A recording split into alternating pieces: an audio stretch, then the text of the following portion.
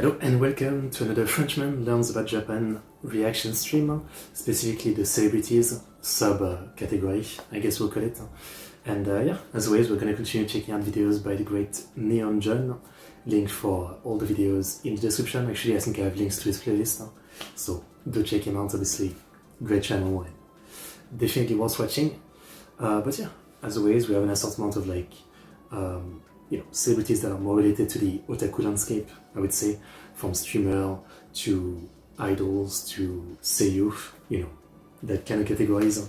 And we're still catching up to this channel and all of their videos, but eventually this series right here will definitely diversify once we've catched up.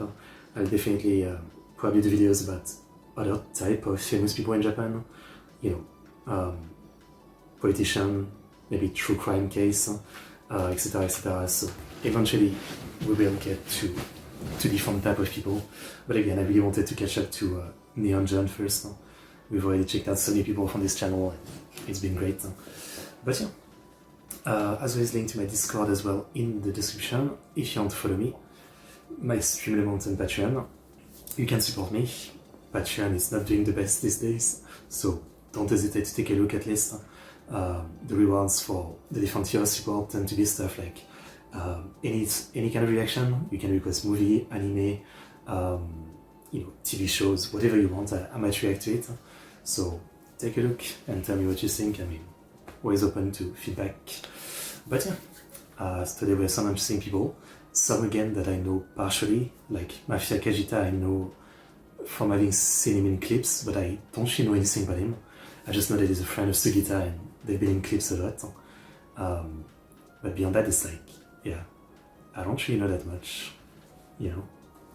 By the way, I see a video right here that I've taken out, but I think I might have forgotten. Yeah, I think I just need to take it out. It's a video about Akihabara, but I put it in a different stream. So this one, yeah, I think it's only this one. Okay, well, not too much more to say. Let's get into it. The only thing I can say is it's bloody hot again. It was like 40 yesterday. Today it's gonna be like between 35 and 40, so not as bad, but still, there was no cool down during the night. And again, this is the kind of apartment building that keeps the heat, so like, it's deadly. I am not high energy today, if you're wondering. Anyway, so, Japan's Queen of Akihabara, Momoi Haruko. Okay.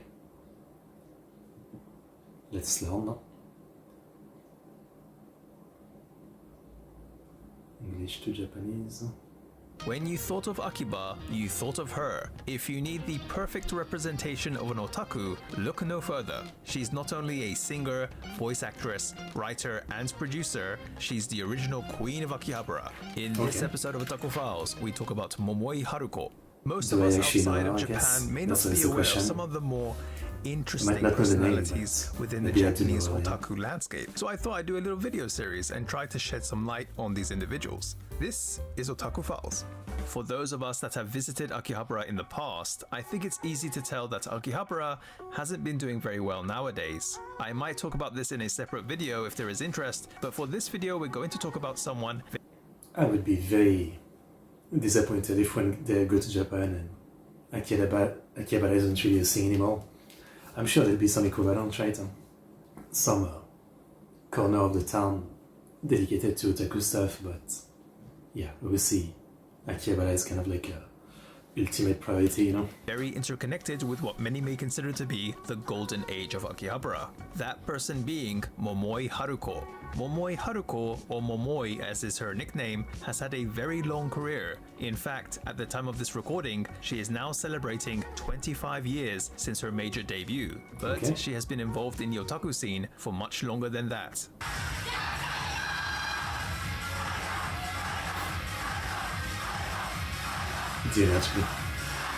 To understand just how strong her connection with Akihabara is, the clock that you can see when you get out of Akihabara's Electric Town exit is apparently nicknamed after her, called the Momoi Dokei. Supposedly this clock has an official name, but even on some Akihabara maps, it's actually shown to be the Momoi Dokei. As someone incredibly multi-talented, Momoi's singing and voice acting activities have inspired the likes of Uesaka Sumire, Amasaki Kohei, and even VTubers such as Hololive's Azuki and Fuamoko.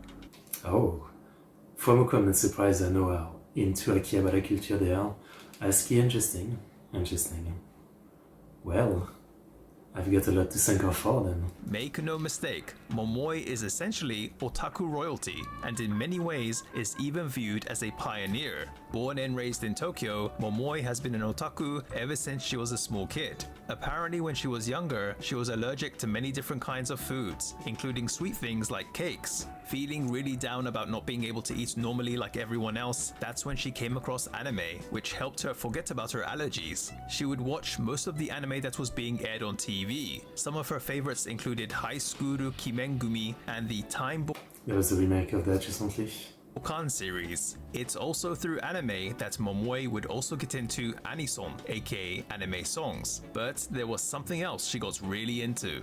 Idols. And interestingly, not just because she liked their music, but being fascinated with the idea that they were produced and had songs written for them. She would come to understand through music magazines that there were actually quite a lot of songs written and composed by the same people, which made Momoi start wanting to do songwriting and composition herself. Some groups Momoi mentioned as her gateway for getting into idols include Onyanko Club and the lesser-known Soft Cream.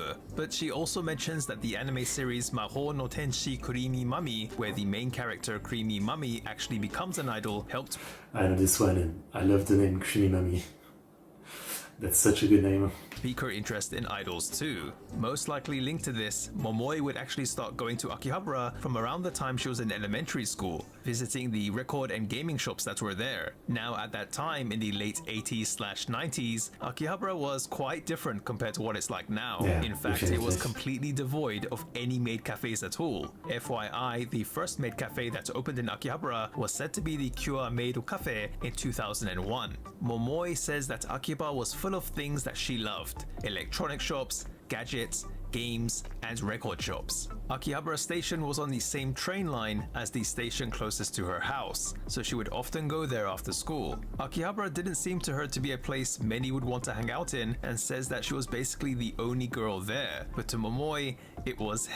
I mean, frankly, even if, back in the day when it was only like a gadget, high-tech place, I feel like I would be interested, right?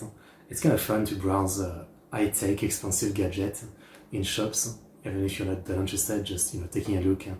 I think there's some fun in that. Heaven. Besides the latest records and games, you could also find things like the latest Walkmans, and there were even places to test out a number of different headphones. But besides being a cool place, there was actually a specific reason why she started to frequently go there. Momoi loved the gaming magazine Famitsu, which usually was sold bi-weekly on a Friday. But she would discover that in Akiba, it was being sold on a Wednesday, 2 days earlier than it should have been.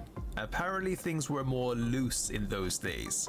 Anyway, wanting to know the latest gaming info before anyone else, Momoi decided to always go to Akiba to buy her copy of Famitsu. Cool story. By the way, for those that want to know, she would also buy Nintendo Power too. Oh, and unsurprisingly, Momoi in her high school years would... But in the late 2000s, slightly early 2010, for a little bit I was into gaming magazine and my mom would sometimes buy me one. I don't think any of them were anything that you call legendary. There was a bunch of different ones in France, and none of them were that big, I would say, but they were fun.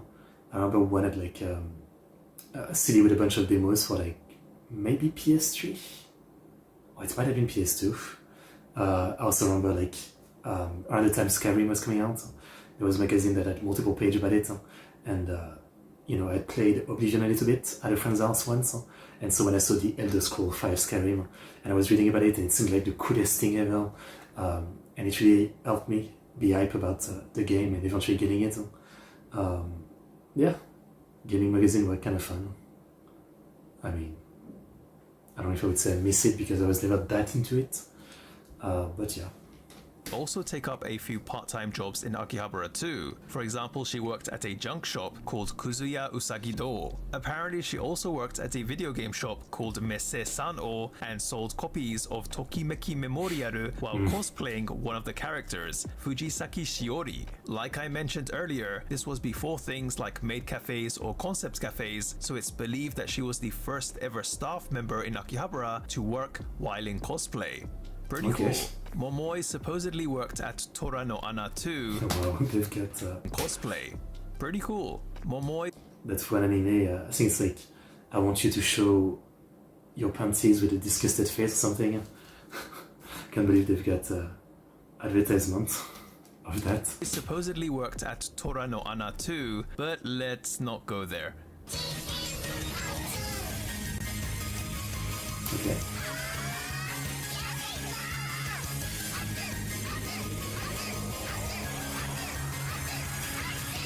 Going back to the idol side of things, at the time Momoi started getting into idols, the Raib Idoru, otherwise known as Chika Idoru or underground idol scene, was just starting to form. I won't go too deep into it for this video, but around that time, many idols were finding it really tough to have any airtime on TV and ended up performing in various smaller sized venues. Although she was into idols from elementary school, it felt a bit scary to Momoi to see those Chika Idoru live, since she knew that most of the audience would be guys. But she would start going to various shows once she entered high school. Also note, she chose to go to a high school that specialized in part-time courses, which gave her a lot more freedom as classes would end around noon. By going to shows, she would come across the idol Mizuno Aoi. Through this difficult period for idols in general, Mizuno Aoi's activities is said to have been what paved the way for the underground idol scene in Japan. Momoi became a massive fan of Mizuno Aoi and frequently went to see her live. By doing so, she would also make friends with those into the idol scene.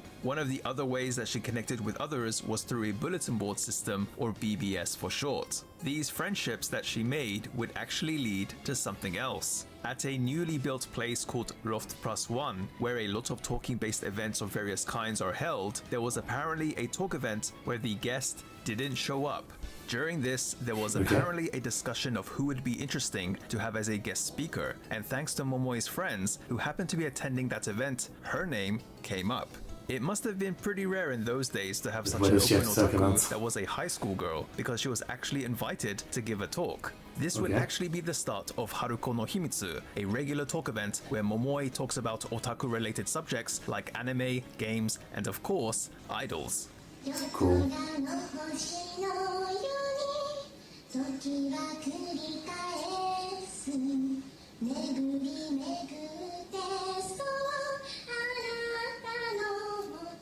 Shit. Speaking of idols, in that same year of 1996, Momoi, heavily influenced by Mizuno Aoi, would start her own underground idol activities. But to her, idols were sacred, and Momoi apparently had a tough time thinking of herself as being an idol and decided to cease her activities the following year in March. However, she came up with an idea. Momoi Haruko didn't need to be an idol. Instead, she would give herself a gimmick of being a quote-unquote virtual idol. Yes, this does take on ahead of that time.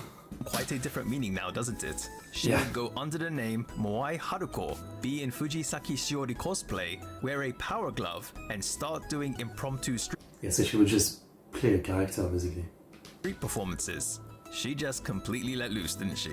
She would perform in, among other places, Akihabara during the Hokosha Tengoku period. This is when on Sundays, the main road of Akihabara becomes a car-free zone, meaning people can just freely walk on the road. Now apparently, Momoi was the first idol to have started her idol activities by influence of an underground idol, aka Mizuno Aoi. I'm pretty sure she's also the first to do street performances in Fujisaki Shiori cosplay with a power glove, but feel free to correct me if I'm wrong. Maybe the only Her one. talk show at Loft Plus One seemed to have impressed someone that works for a radio show, because from 1998, Momoi would be a part of a regular late-night radio show called Onosaka Momoi no Virtual Radio Denno Sentai Momonga. This would essentially solidify her as a radio personality, allowing her to appear in other radio shows too. But in 1999, she would bring her otakuness to the TV airwaves too by becoming a regular on the variety show D's Gareji 21. Now it's really a nice story. I mean, I don't want to describe it as like she's stumbling into those opportunities, but you know, it doesn't seem like she was seeking them out at first, and things kind of just happen, and she goes with the flow. It's nice. Actually, through this TV show, that Momoi is accredited with something else, the spread of otaku lingo, like moe. FYI, it was apparently during the 90s that the term moe, as slang, started to be used within the otaku scene. But Momoi also became something else, a writer. Being a very active netizen, she wrote about various otaku-related subjects through her blog and on SNS. This would catch the attention of the chief editor of the weekly ASCII magazine, who would then offer her a job to be a writer for the magazine. It seems that Momoi did go to university after high school, but ended up dropping out. Although I haven't been able to find an explicit reason for this, right after dropping out, she would announce her major debut, releasing her single Mail Me in May 2000. I was gonna say, she seems too busy to actually go to school at this point. So I guess she just wanted to concentrate on her singing career. But the following year, she would also debut as a voice actress, voicing Nakahara Komugi in the anime The Soul Taker Tamashi Gari. Man, she just didn't stop. Is it the Soul Taker? No, this doesn't look like the Soul Taker. Soul Taker is a mecha anime. Momoi is actually famous for her anime goe, having the perfect voice to play cute-sounding anime girls. By the way, I must mention, she actually voiced Felice Nyan from... Oh, that makes so much sense. Slight spoiler for Steins Gate, but not really one important. This character is, you know, she's a maid, right? She's very like anime moe and all that. It's actually revealed eventually that she kind of is potentially the reason Akihabara becomes like otaku culture rather than just like electronic town. So I see. That's a perfect casting then. From Steins Gate. Within that same year of 2001, she also formed a music unit with guitarist Koike Masaya, who apparently helped with arrangement for Momoi's single Mail Me. The name of the unit was Under 17, who were known for producing, unsurprisingly, moe songs, although they did end up disbanding a few years later. Anyway, I think I'm going to leave it there. Thanks for watching, guys. As always, I mean, I like Neon John, but he does not like to do videos that are more than 10 minutes. I feel like we're literally like at the beginning of the story. Like, what about the next 20 years? I mean, yeah, okay. As always, his videos are like literally just like an early introduction, and then if you're interested, it's like do the research yourself, right? Or maybe there's some like deeper video on YouTube. Frankly, I'd like to know more about her. Like, I feel like that was only the tip of the iceberg, but okay. Great story. She's pretty awesome. So then I guess I do know her. Potentially songs, but mainly as her voice acting, yeah? Yeah. Let's take a look on Mal.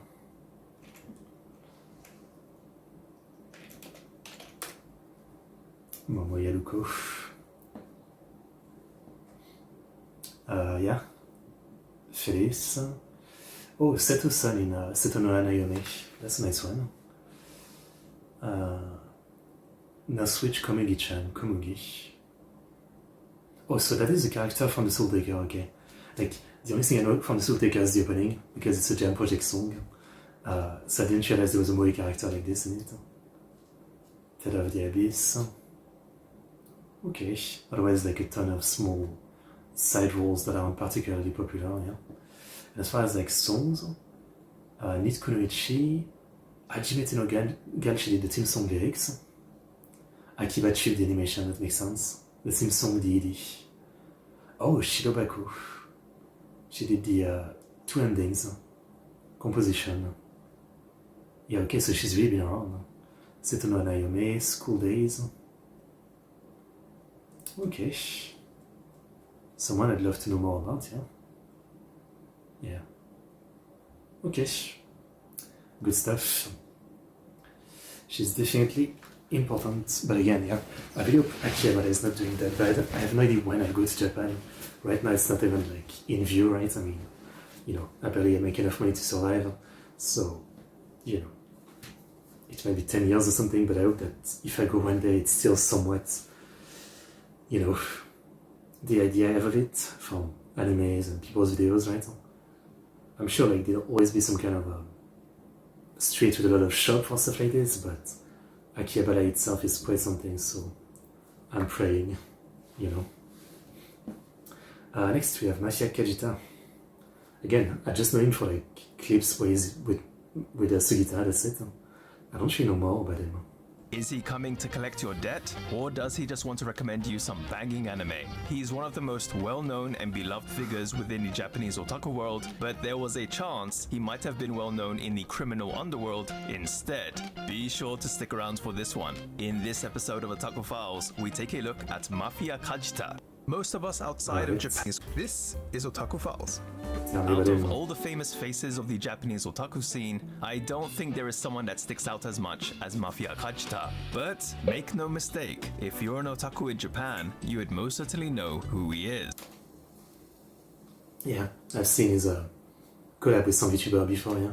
Kajita is actually a number of things: a writer, radio personality, actor, voice actor, and YouTuber. Besides having his own YouTube channel, he also makes up one of the hosts of Washagana TV, along with Seiyu Nakamura Yuichi, a very popular video podcast where they discuss many otaku-related subjects, do let's plays, and even have special guests from the otaku world. Kajita is actually so famous within the otaku scene here that he even has his own figure. If that wasn't enough to convince you, within manga there are even characters that were based off of him.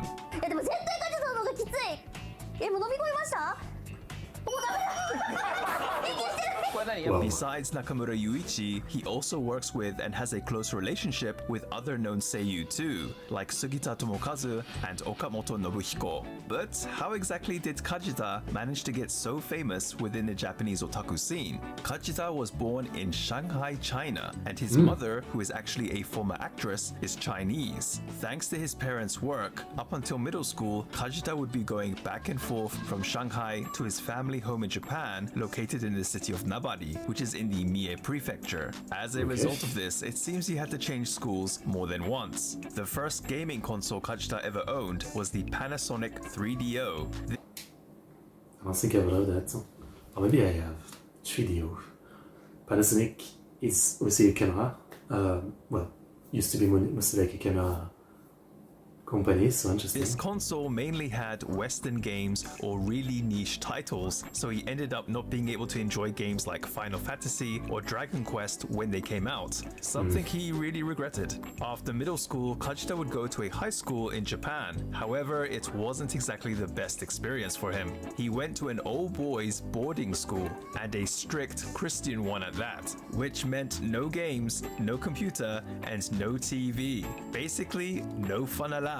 Unsurprisingly, Kajita likens his high school to jail. On weekends, they were given a curfew, and within this limited time, he would walk 30 minutes to the nearest convenience store so that he could buy and read a gaming magazine to get his mind off of school. And it's actually through reading one of those magazines that he would come to understand you could actually make a living writing these kind of articles, and decided that he too wanted to be a games journalist. Being at that school made Kajita really hate things like repression and abstinence, greatly influencing his outlook on life, and probably his fashion sense too. One day, even though they were banned, he snuck in a laptop, and from his friend who was staying in another room, he borrowed a DVD of Evangelion. What is that? Good question. Bet those boys snuck in all kinds of things. In any case, watching Evangelion was life-changing for Kajita. Up to that point, he had always watched anime or played games without thinking too much about them, but it was through Eva that he finally came to realize that he was indeed an otaku. However, life at that boarding school really took a toll on him, and he started to hate everyone around him. He would reach breaking points around his second year, where Kajita would start becoming violent and would even end up turning away the few friends he had there. Obviously, you know, the whole point of his kind of look is that, yeah, when you look at him, you think he's like either a gang member or a biker, which he seems to be. You don't really think this guy is an otaku, right? And I'm sure he plays into that with his look. Angry and frustrated, believe it or not, this would lead to Kajita trying to decide one of very two different paths in life to take: to be a games journalist or a member of the Chinese triads. No, I'm not joking. Through an acquaintance who I guess knew members of the Triads, Kajita actually had a meeting with them. Thankfully though, after giving it a lot of thought, he decided to give games journalism a chance. That would be the first and last time he ever met the Triads. New to this live stream, so the question come to mind. Well, nice to meet you and welcome to the channel.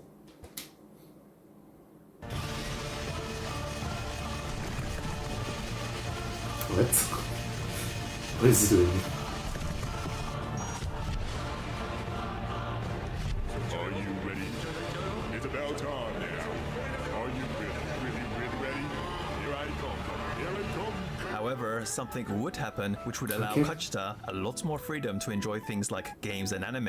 He ended up, quote-unquote, transferring schools. Like I previously mentioned, Kajita reached his breaking point and, probably related to this, ended up doing something around the end of his second year which forced the school to try and get rid of him. He doesn't give any specific details on what happened, but Kajita apparently told the school to just expel him. The school though said they didn't want to leave a stain on their record, so they decided to transfer him instead. I really wonder what he did. Kajita would end up going to a correspondence high school for his remaining years, where he would further divulge into his otaku hobbies. He apparently really got into the manga School Ramburu during this time. He would I can see that actually.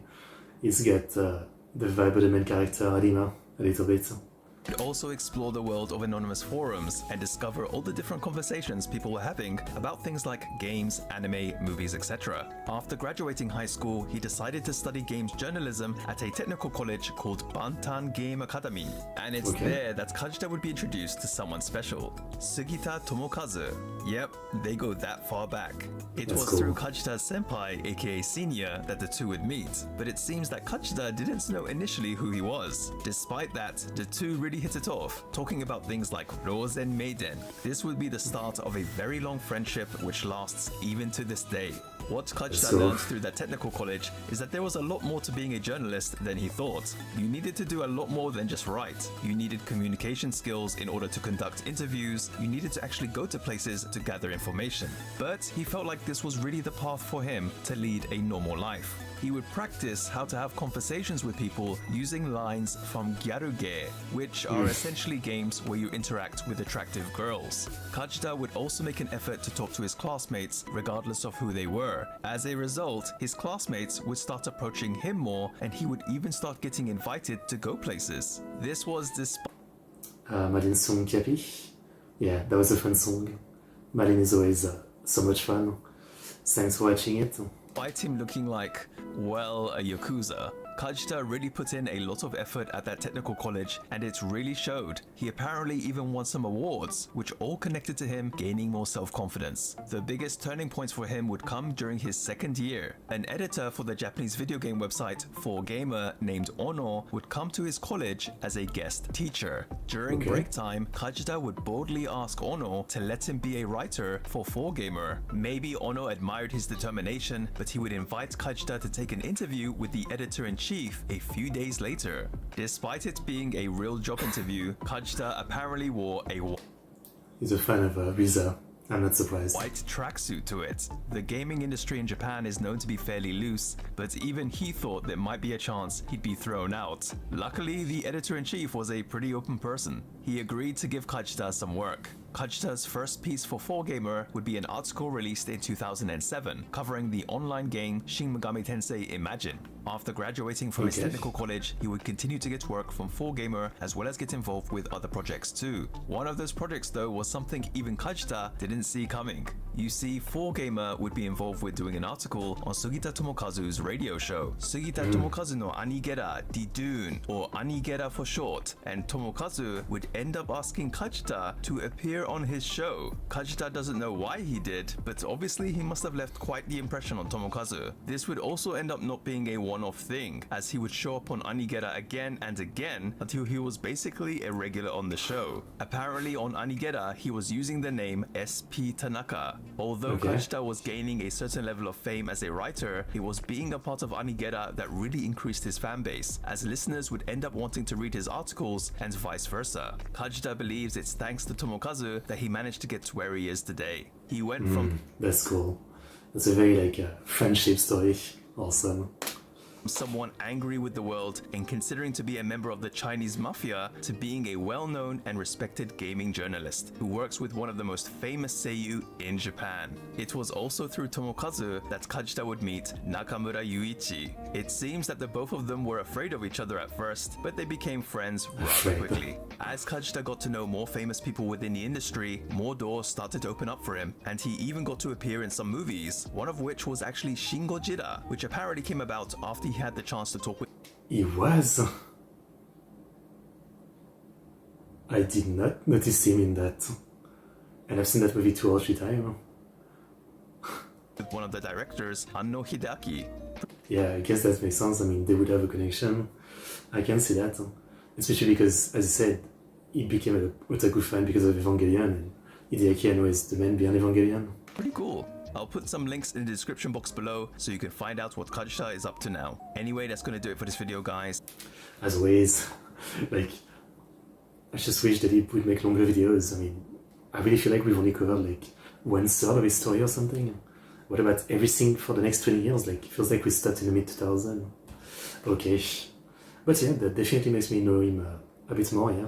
I've only seen him in clips again, and I never really, you know, knew more about him. Yeah. He's funny. He's a character, that's for sure. You know, very cool guy. Good video, good video. Next, the Japanese idol otaku who became an idol, Sasiada Lino. Okay. She is known to be a massive otaku, but she was also one of the strongest idols you'd ever likely meet. Even when things looked a bit murky for her, she beat the odds to become one of the most famous faces in Japan. This is going to be an interesting one. In this episode of Otaku Files, we talk about Sashihara Rino. Most idols that have managed to turn... This is Otaku Files. There are quite a number of major idols that have managed to turn themselves into massive celebrities in Japan, and in this video, we are going to talk about one of them. However, this former idol's journey hasn't exactly always been a smooth one. Sashihara Rino, or Sashi as she is affectionately known as, is as big of a name as you can get in the Japanese celebrity sphere. I don't think I know her, but again, maybe I will. Currently, among other things, a producer and TV personality, Sashi was known for her time in AKB48 and also HKT48, something connected to another thing she is known for, overcoming controversy. I'll touch upon this a bit later.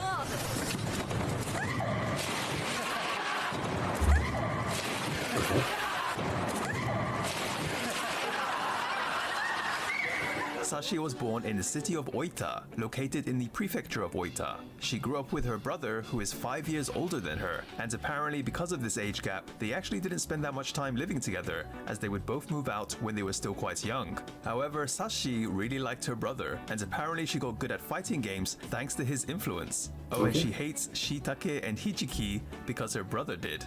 Hijiki is pretty nice though, but she does have fond memories with her family, like how her father would constantly take them to the quote-unquote pool, which all of them knew would actually just be a riverbed. Sashi though was apparently more of an indoor... I mean, I'd much rather go to a river than a pool. Obviously, like on one side, you know, pools are like, you know, they're a safe environment, but you know, people pee in it, people go unwashed in it, and well, there's the chlorine to take care of that, I don't know. I feel like rivers, like a running river, feels a lot more clean, even though technically you don't know what's coming up from above, right? Which reminds me one time, like in a small village I lived in, upriver there was an horse ranch, and one time we were in the river, and suddenly there's just a massive amount of horse poop coming down the river. It was not very nice, but for the most part I prefer a river myself. Like the only problem with river is that, you know, there might be a lot of dirty things you don't see, and snakes, depending on where you live. Type of kid. preferring to read books and play with dolls. She would also start taking piano lessons from when she was around 4 years old. In elementary school, Sashi was apparently just an ordinary kid that didn't really stand out. However, it's during elementary school that she would get into something that would end up changing her life. Idols. More specifically, Morning Musume, who she got to know through the TV program Asayan, and getting really into the song Love Machine. I also have a video on Morning Musume for those interested. Oh, and Sashi's Oshi, aka favorite member, was apparently 6th generation member Kamei Eri. Yep, before becoming an idol herself, she was actually an idol otaku. During her I mean, frankly, from what we've seen in these videos, a lot of them, and it can make sense, right? A lot of them were fans before becoming one. Makes sense, yeah. second year of elementary school, Sashi would get her hands on the ultimate thing every otaku needs, a computer. And through it, she would discover the wonderful world of online forums, including Ni Channeru, where she says she got into several arguments with other users. It apparently was her duty to defend her oshi. Any gift money Sashi received during the New Year's, known as otoshidama in Japanese, she would spend on things like Morning Musume prize lotteries. And she would also start trading Morning Musume trading cards at school. Counts. Yes, she became quite the hardcore idol otaku, becoming a fan of not just Morning Musume, but Hello Project in general. For those that want to know, Hello Project, or Haruko for short, is the umbrella name for all the female recording artists and groups under the talent agency Upfront Promotion. Morning Musume is also a part of Hello Project. Sashi would even connect— I mean, it's literally like the main thing. Morning Musume is kind of the poster face Hello Project, right? I mean, there's a lot of other group, but none of them are as big. with other idol fans, which apparently came about when she started to go to Haruko concerts and events that would take place in her region of Kyushu. And since there weren't that many Haruko fans that were young girls, Sashi garnered a lot of attention and supposedly even became famous within Kyushu. Interestingly, probably linked to this, one fellow fan that she would get to know would be Kashiwagi What am I Yuki, looking at? who would also become an AKB48 member. Small world. However, Sashi's school years weren't always filled with happiness. In fact, at one point, she even stopped going to school. She doesn't remember much, but says that someone in her second year of middle school sent a letter to her home telling her not to come to school. Sashi believes it was one of her classmates and had a faint idea as to who it might have been, but not being that mentally tough, she decided to just not go to school. Her mother was understanding about the whole situation, but told her at the very least she must still study, so Sashi ended up going to a cram school instead. Luckily, Again, in so many of these videos, there's a situation like this, right? And I was surprised by this, that the parents are like, okay with it, it's a different culture thing, right? But myself, I had a terrible time in school, though I didn't talk about it. But you know, it wasn't really like a possibility anyway to just stay at home all the time. I missed as much days as I could by pretending to be sick or something, but they would always be on your case about it. And there was like a limit. If you missed a certain amount of day, the government or something like that would actually get involved. And so that was always like scary, right? she says the teacher there was very kind to her. But it's also during middle school that a more positive life-changing event would happen for her. She went to Fukuoka to see AKB48 I guess what I mean is that you're legally obligated to go to school as a kid. live. Why was it life-changing? Because thanks to that concert, Sashi decided that she herself wanted to become an idol. AKB48's auditions would take place in Tokyo, not very close to her city of Oita. Besides, Sashi just didn't think her mother would let her take the audition. But surprisingly, her mother had no problem with it. I just find it so crazy, like a love story like this, again, you know, kind of weak mentally enough to, after a single letter, not go to school, right?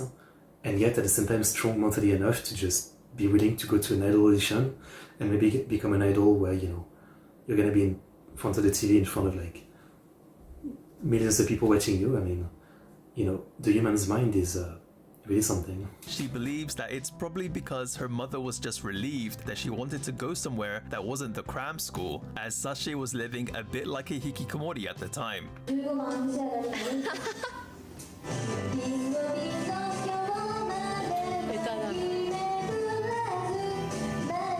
Yes, In karaoke level, 2007, yeah. at 14 years old, Sashi took what would become the 5th Gen audition. Her singing probably wouldn't win her any awards, and she said the staff members looking at her all had stern faces, making her doubt she would go through. But amazingly, after 3 stages, she, along with 12 others, managed to pass, being selected to become a trainee.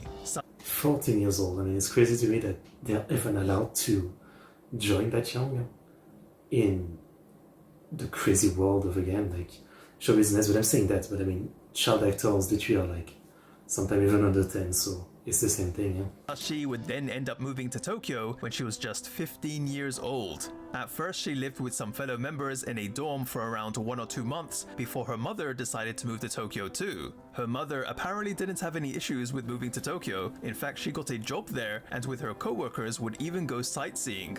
Her father, though, suddenly found himself in the house, all alone. Oh dear.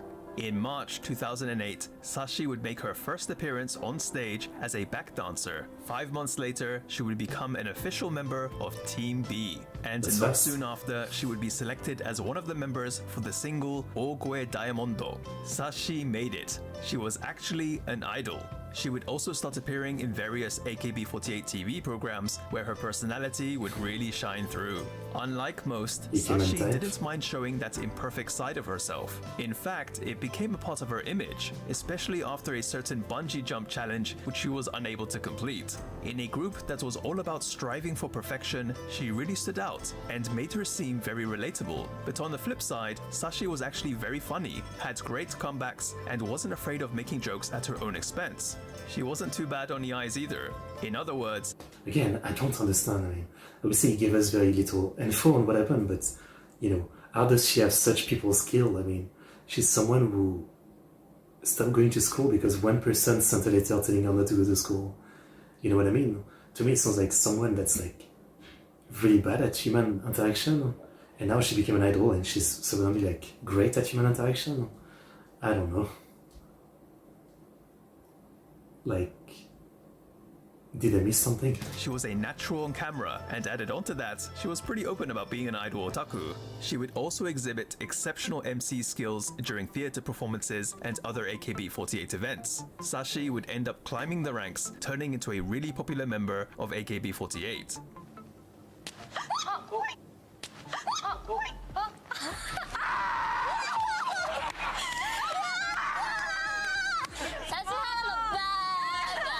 She even ended up getting her own TV show called Sashiko no Kuse ni kono bangumi wa AKB to wa mataku kankei arimasen. Things were looking good. That was until Japanese shows, movies, and all that try not to have the longest name challenge. Impossible. the Japanese tabloid magazine Shukan Bunshun published an article claiming that Sashi had dated a fan. It also included an interview with the supposed ex-boyfriend. Although at first Sashi said they were just friends, she did come to admit there was indeed a relationship. As I've talked about many times before, AKB48 were quite known for their dating ban. Sashi thought it was all over. She went to AKB48's producer Akimoto Yasushi, apologized, and said that she would quit the group. But Akimoto Yasushi said to her before she quits, he wanted her to show her appreciation to AKB48. How exactly? By helping out HKT48. HKT48 was the third sister group of AKB48, and at that time they were apparently really struggling, not being. I'm surprised they're giving her a chance like this. But this sounds like this is all before that one other incident with an AKB48 girl, who, you know, the one who shaves her head. In Apology, I think that was like later, right? So weirdly, it sounds like they were more lenient before. As always, I don't think I need to rehash. I mean, I'm someone from the West. This is bullshit. This is stupid. Let people date who they want to date.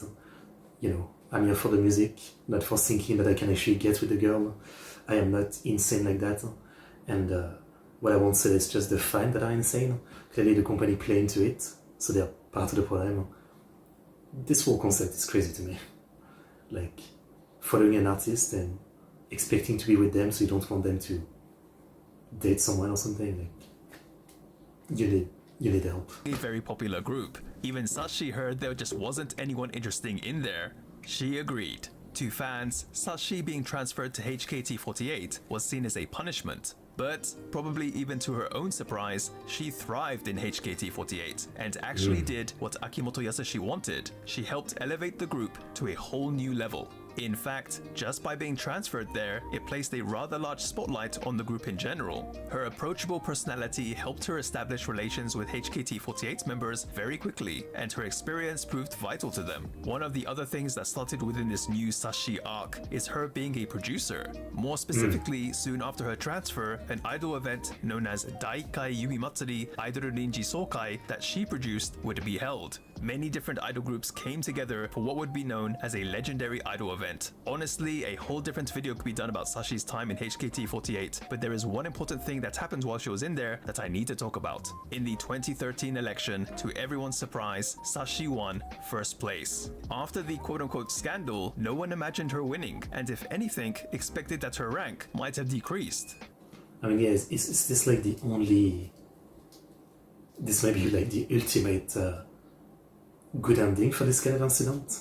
One contributing factor seems to be that her fan base actually didn't leave her, since she never portrayed herself as being some sort of pure available girlfriend. Instead, she was a relatable, funny and hardworking person which many recognized. Sashi's achievements continued well up on... So she is the one with sane fan, basically. She's the one with the normal fan. That's what you want. To her graduation concert in 2019. Even after her graduation, Sashi, the producer, never stopped. In fact, she has even produced 3 different idol groups: Equal Love, Not Equal Me, and Nearly Equal Joy. Okay, well, I do know her then, because these groups are freaking awesome. I see. That explains a lot too, because this group are like idol group, sure, but in music style and all that, they feel different, yeah. And since she's like a poster child of, you know, the different idol, makes sense. Damn, I love, again, like, those names I don't know, but I actually know them in some way. Equal Love and Not Equal Me are great. As usual, I'll put some links in the description box below so you can check out what she's been up to recently. Anyway, that's gonna do it for this video, guys. Again, this is a rare story, like this whole dating scandal ending up like this positive is really something. I mean, it sounds like it happened around like 2010, and isn't this around the time where like the voice actress Mayuyu had something like that happen? Where some tabloid had pictures of her, you know, sleeping with like the bandmate of her band, and it kind of destroyed her career at the time. I think these days things are better, but at the time, you know, it really was a massive scandal, right? You know, which is, like, all I can say is instantly stupid, right? But yeah, and I'm sure there's a long list of other scandals like this. She's awesome. Okay, well, again, I love going blind into those names and then realizing that in some way I actually know them. Yeah, producer for Equal Love and Not Equal Me. Peak. Okay, next we have the disappearance of a famous Japanese idol, Watanabe Mayuyu. So she disappeared, okay? Like, in a true crime way, or she just quit? She was one of AKB48's 7 gods and revered as an example of being the perfect idol. But then, out of nowhere, she decided to leave the showbiz world, vanishing without a trace. What exactly happened? Where is she now? Stay tuned for this episode of Otaku Files as we take a look at Watanabe Mayu. Let's light on these individuals. This is Otaku Files. Just when you thought our AKB48 journey might be over by popular... I mean, frankly, if he's gonna keep covering AKB, he has a long road ahead of him. Hasn't there been like hundreds of members over the years? Request, we're going back in. This time looking at a rather interesting case.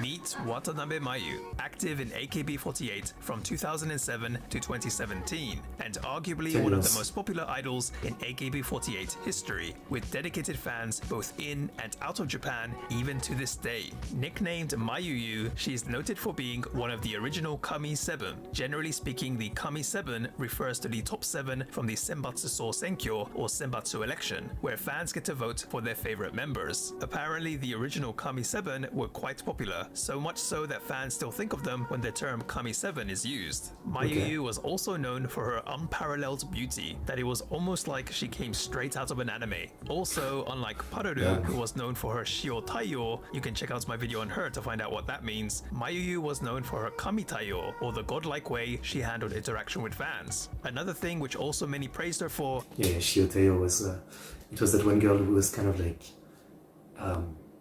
maybe rude isn't the right word, but you know, she was a bit funny and snappy in an interaction with people. Is the fact that in the 10 years that she was active, she was never involved in a single scandal. With her idol professionalism, which even garnered her the nickname of Idol Cyborg, not sure if I would take that as a compliment, I like it. Mayuyu was what everyone considered to be the perfect idol. However, apparently all was not as well as it might have seemed. Mayuyu was born in the prefecture of... Do we ever need to explain that spending 10 years as an idol, which is considered perfect, probably takes like an insane amount of work, effort, and probably like, you know, psychotic, what's the word for it? Commitment to like maintain such a perfection, right? I can only imagine. Saitama. Unlike the perfect idol image I was talking about earlier, during her elementary school years, Mayuyu says that she was like the ghost of the class. I'm guessing things didn't always go well there, but she did apparently have friends. Coming back home, what was the first thing she did? Go straight to the computer. It might have come as a surprise to some of her fans when they first heard this, but Mayuyu was sort of a net junkie. She says that it was a time that she preferred the world of fantasy over reality. That includes the 2D world too. Apparently she was really into online gaming, but Mayuyu turned out to be a pretty hardcore anime otaku. It almost seems like Mayuyu could have easily gone down the hikikomori route. She wouldn't even converse with her family during meal times. So what exactly changed? Well, after Call me, I mean, it's definitely because I'm weird, but I don't like eating with people. I mean, I find it awkward, you know, like I'm so, and I think it's probably a lot of us these days, and I'm not saying it's a good thing, right? But for a long time now, yeah, I'm just used to eating alone, watching YouTube, to the point of like literally the meme of like someone who literally cannot start eating until they find the right video to watch. It happens to me all the time, right? It's fucking stupid. But sometimes like I've got my food and spend like 5 minutes finding a video to watch, and then it's kind of cool. And you know, once in a while I eat with people, but it always feels kind of awkward. I don't know. I don't really like I eat fast, right? And I don't really like talking while eating or something. And so most of the time when I eat with people, I'm finished like, you know, twice as fast as them, and then it's kind of awkward as like they apologize for eating slow or something, but it's just that it's fast or something, and then they definitely go on to the, you know, you shouldn't eat fast, it's not good for you or something. I don't know. Like I think it's part of, you know, growing up, you know, not a good time any kind of family dinner, right? But yeah, I much prefer eating alone. I don't know. I'm talking about like big meal, right? I mean, if you're talking about a snack or something, whatever, but yeah. 2 years of living that way, within her 6th year of elementary school, while surfing the web, Mayuyu would come across a particular news article. It was about the birth of an idol group, one that would perform on the 8th floor of Akihabara's Don Quixote, dancing and singing while wearing school uniforms. This would be how Mayuyu would come to learn about AKB48. At first, she was just watching them as a fan, but then she would see that they were looking for new members that would be part of the second generation.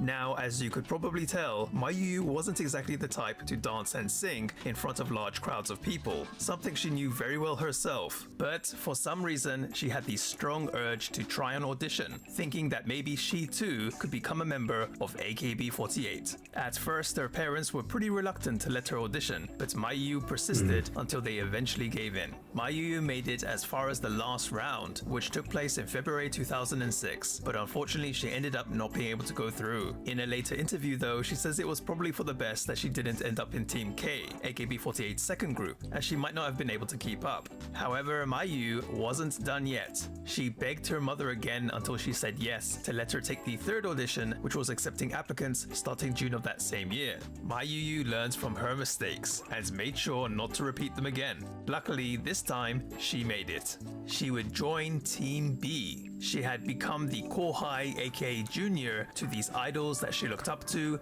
and adored. That's amazing, Even yeah. years later, she says she still gets nervous around them. Unfortunately though, things didn't go smoothly at first, as very soon after debuting, she would end up injuring her foot, putting her out of action for quite a while. Obviously, this must have been really frustrating for her, but apparently this is what would influence some of the lyrics for the song Shonichi that would be released a couple of years later. A few months later though, Mayuyu would be chosen to appear on the single Bingo. FYI, this was apparently the first time an AKB48 single featured members from all three teams. You can just imagine how Mayuyu must have felt when she was told she would take part in it, but probably nothing could prepare her for what would happen later on in that year, as she would also get to appear in the major annual music event known as Kohaku Utagassen. I have talked about Kohaku Utagassen in other videos, but just know it's a pretty big deal in Japan. In any case, like I talked about in the beginning, Mayuyu became a pretty popular member. She was described as looking so cute, it was almost like she was CG. Nope, that's really how fans described her. She was also given the mantle of Odo Idoru, which we can roughly translate as the quintessential idol in English. Speaking in a later interview about it though, Mayuyu just thought of that as being part of her character as an AKB48 member, as in being the one that is the Odo Idoru. However, like I also previously mentioned, Mayuyu was an otaku, and probably related to that, she also seemed very awkward and weird, something fans would get to know through AKB48's TV programs, which did also make her more entertaining and fun to watch. But it certainly wasn't easy being in the biggest idol group in Japan, and she took the role really seriously. Mayuyu has talked about how she would sometimes only get around 3 hours of sleep during busy times, and even... That's me today, because without it's been, I just couldn't fall asleep. I mean, I probably fell asleep at 3 and woke up at 6. Let's go. And today might be the same, but I don't know.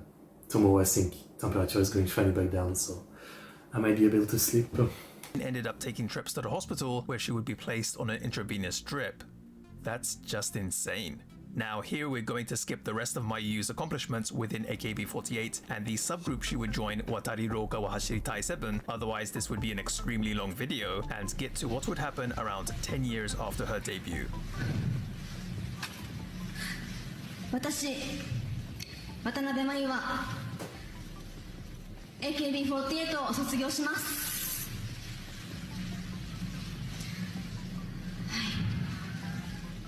During the 9th AKB48 Senbatsu So Senkyo, where she placed second, 10 years is a good run, right? I mean, most of them don't even last 5. and Mayuyu would announce her graduation. It seems that she was thinking about this for around 2 or 3 years, but felt like there was nothing left for her to accomplish within the group, and wanted to try something different. This was obviously a real shock to many, but she had been in the group since she was in middle school, and fans did seem to notice that within the last few years, Mayuyu mellowed out quite a bit and stopped showing that weird otaku side of her. With her intense and crazy schedule, honestly, it would make sense if she was just burnt out. However, I mean, yeah, do you even have time to be an otaku? I mean, probably not, right? She doesn't have time to be a fan of others when her own guy is like everything she does. However, her career didn't stop with AKB48. During her graduation concert held in her hometown of Saitama, Mayuyu announced her solo album, Best Regards, which would be released around the end of that year. She would also have her own concert a couple of months later. Not only that, she would get to star in her own drama series called Itsuka Kono Ame ga Yamu Himade.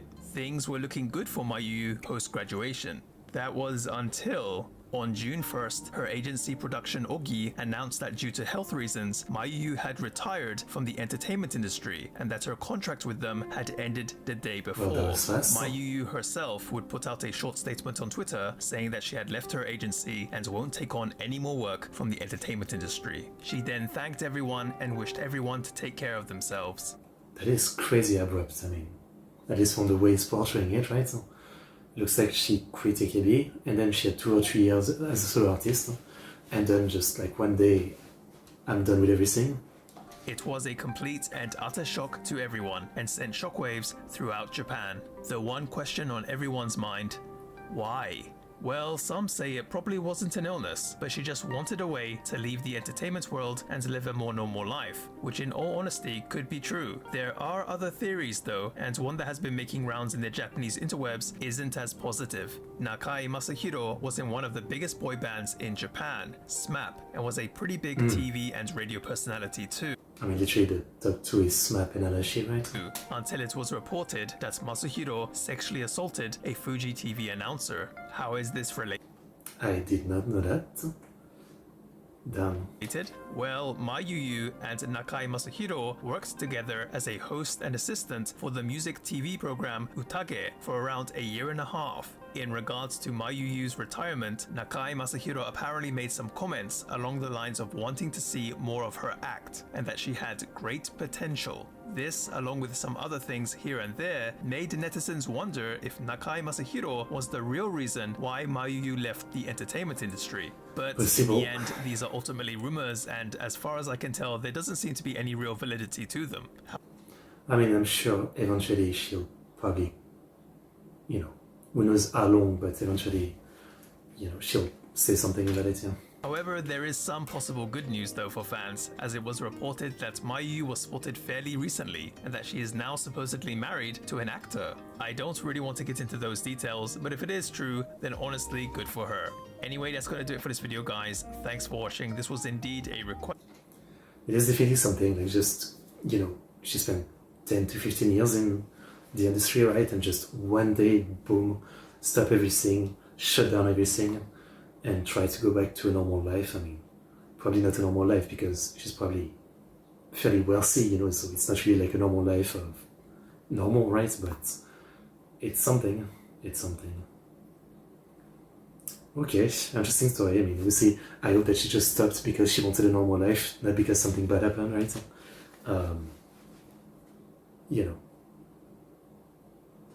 It do it that way. I mean, I watch VTubers, so I'm kind of used to people just one day out of nowhere announcing that's it. Whether, they give themselves like a month or it's literally instant. It's happened a couple of times, yeah.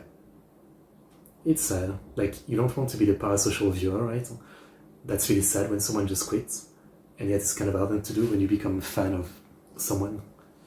It is kind of especially like the worst case is this kind of case, right? Where they just completely stop everything. It's not, I'll do something once in a while. It's really just everything is done. That's kind of the worst outcome as a fan, Yeah. Sad story.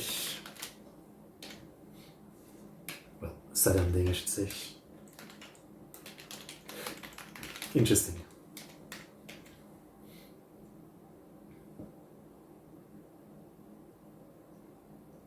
Okay.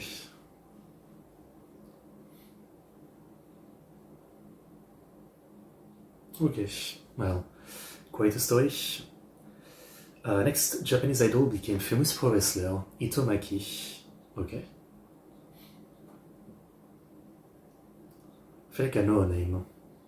An idol. I used to watch pro wrestling, so it depends on like when she became a pro wrestler. I was really into wrestling from 2010 to when I stopped watching was 2020 or 21. Yeah.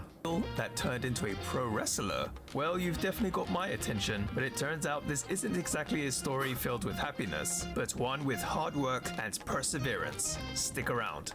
In this episode of Otaku Files, we take a look at the ups and downs of Itoh Maki. Let's light on these individuals. This is Otaku Files.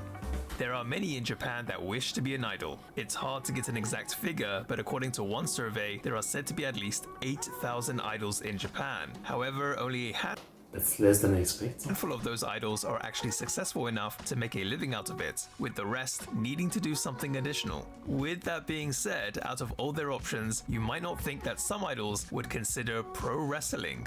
Enter Itoh Maki, the self-proclaimed cutest in the world, an idol that turned into a pro wrestler.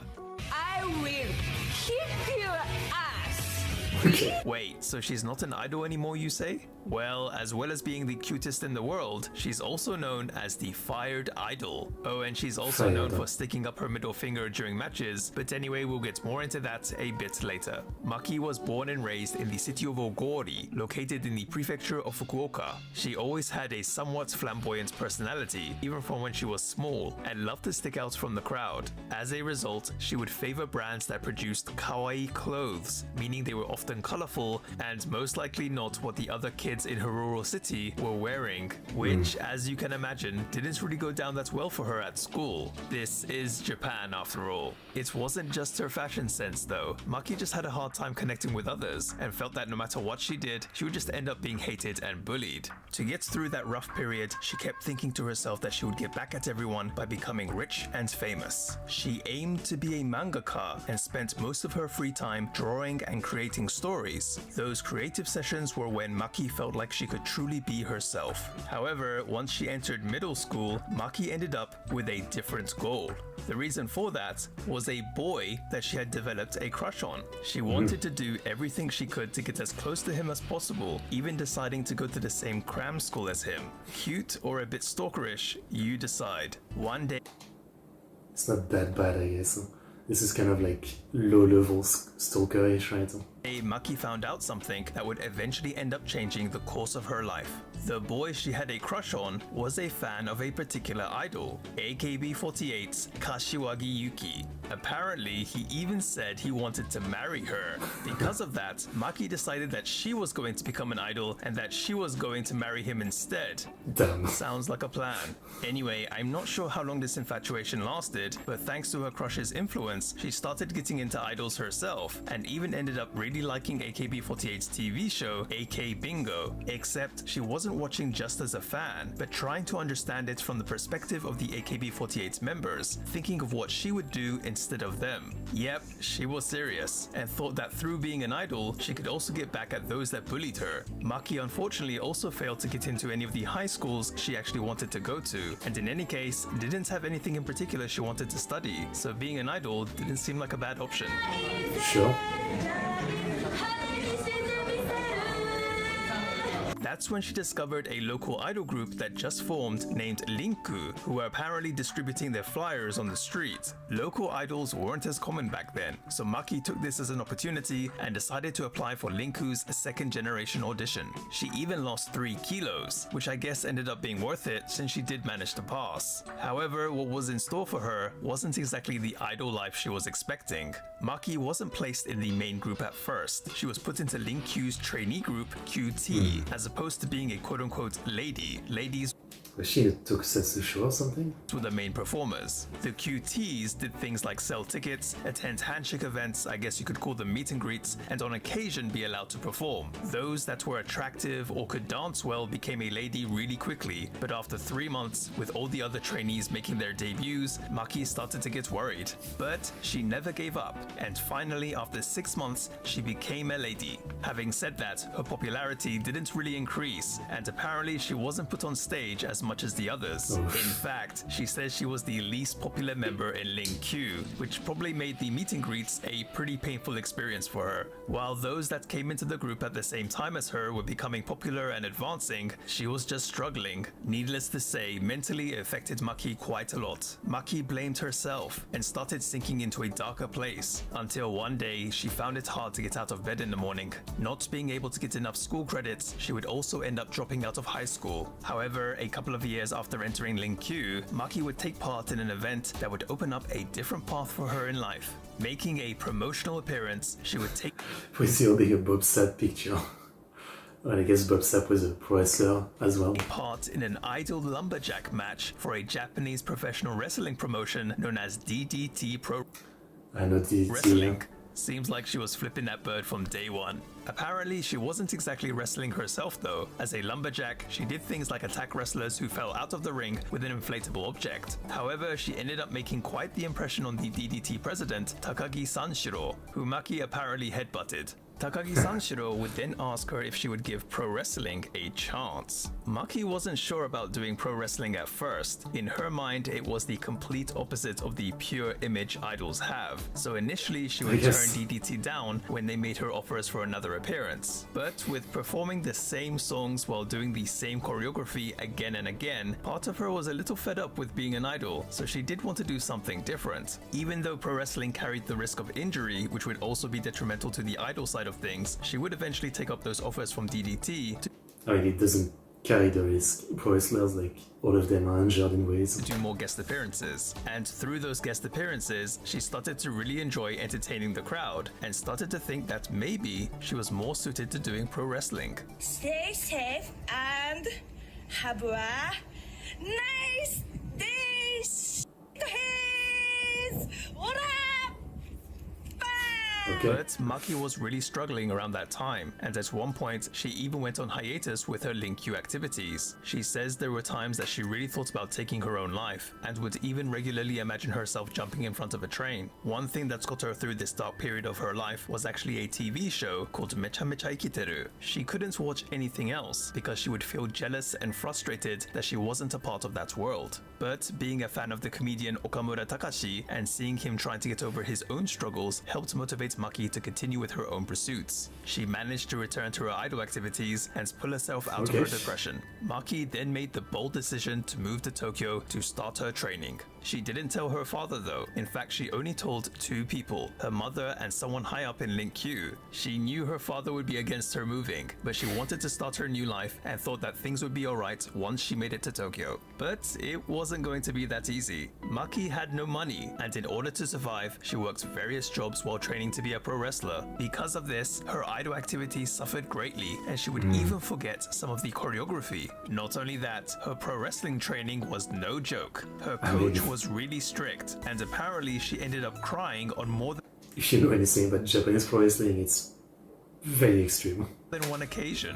After 6 grueling months, Maki was finally able to make her wrestling debut with a singles match against Yamashita Miyu in December 2016. Even though she took quite a beating, a lot of fans came to the merch stand after the match and praised her, which felt good, and any pain she was feeling just vanished. Now she did start to gain popularity as a pro wrestler, but the idol side of things went a bit south. Link-Q would undergo a restructuring. I can tell you how much I hate seeing stuff about pro wrestling because I love pro wrestling, and I always tell the story, but the reason I stopped watching is simply because it takes too much time, and I have other interests which also take too much time, and at some point I just couldn't cope with all of them.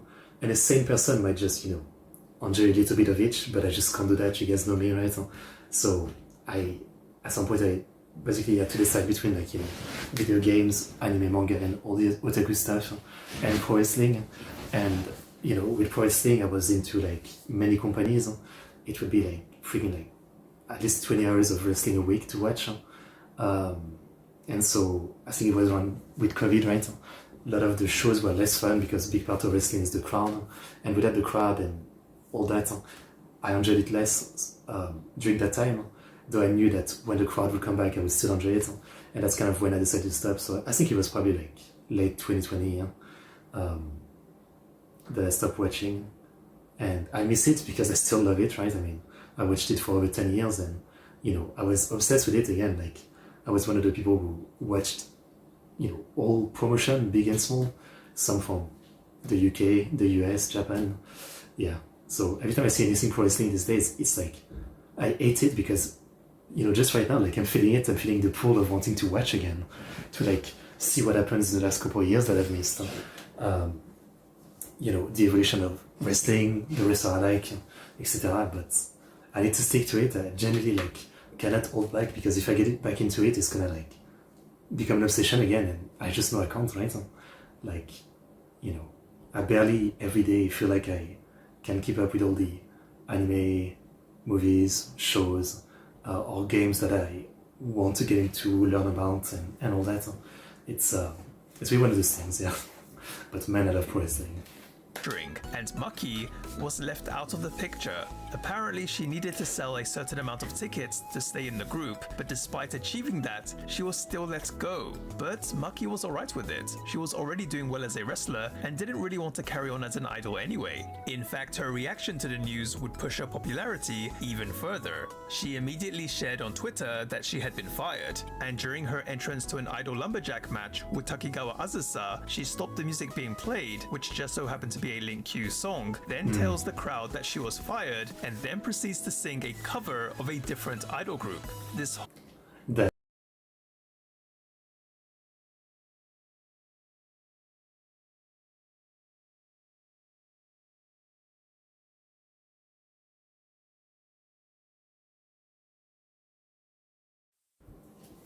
Sorry about that.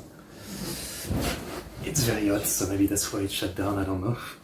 I was about to say, like, that's the most pricing work thing you can do. Really showing she's embracing it, right? I mean, that's perfect.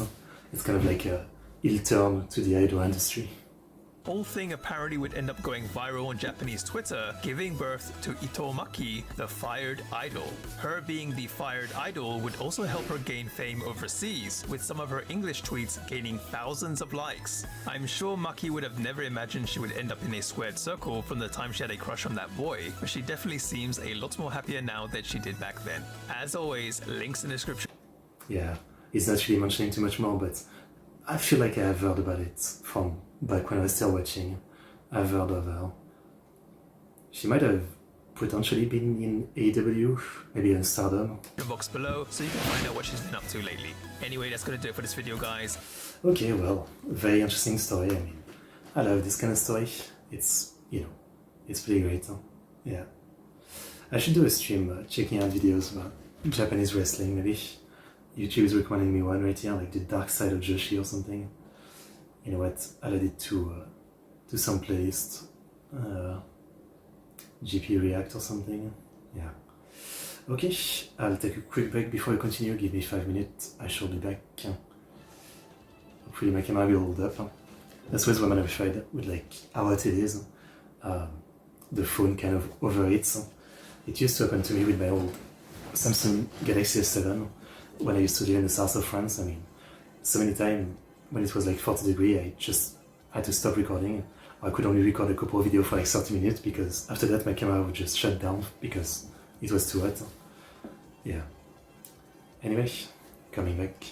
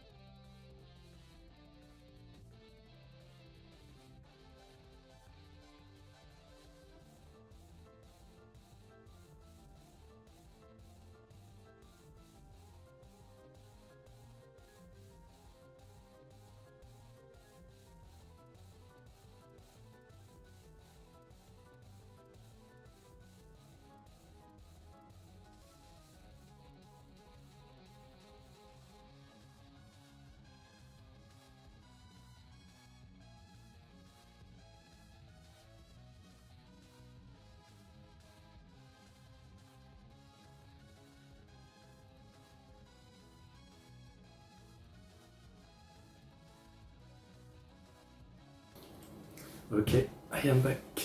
Sorry for the wait. Okay, let us continue. Next, the Japanese idol that dared to stay past 30, Kashiwagi Yuki. Wow, old woman, huh? Yuki-rin. She was the longest serving member in AKB48 history and represented AKB's golden age. And yet, it was something she was also hated for. Find out more as we cover another idol legend. In this episode of Otaku Files, we take a look at Kashiwagi Yuki. Most of us outside of Japan, this is Otaku Files. One of the biggest selling points for idols is of course their looks, but related to that, there is something else that is equally important: youth. The average age of idols that quote-unquote graduate is... Which is so stupid when you think about it, right?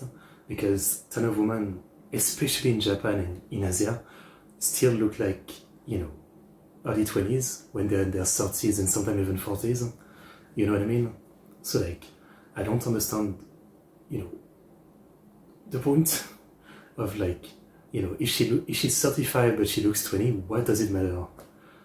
I mean, and if she's like 45 but still beautiful, why does it matter? I don't know. To be around 21 years old, and like I've mentioned in past videos, management might even take certain measures against older members, forcing them to graduate. But in this video, we're going to talk about someone who would be a particular exception. 柏木由紀です。ルーレットに参加してくれてありがとうございます。まだまだチャンスはあるから挑戦してくださいね。 Kashiwagi Yuki. Entering AKB48 at 15 years old, Yuki, or Yuki-rin as she's affectionately known as, would be active in the group for a total of 17 years, graduating at... You know, I've talked about it a couple of times, but, you know, for the last couple of years of getting to idols and reacting to a lot of songs, you know, I used to say, like, this one looks very cute, this one looks pretty hot, but eventually I realized this. At first I didn't realize that so many of them were, like, underage, and you're gonna say, you know, that's weird, but come on. Like, whether they're in their 20s or 15, they look the same. And when I started checking out idols, of course, I assumed they were all, like, in their 20s, right? I had no idea that the culture was that so many of them were underage. I don't know, I feel like in the West, idols isn't really a thing as much, right?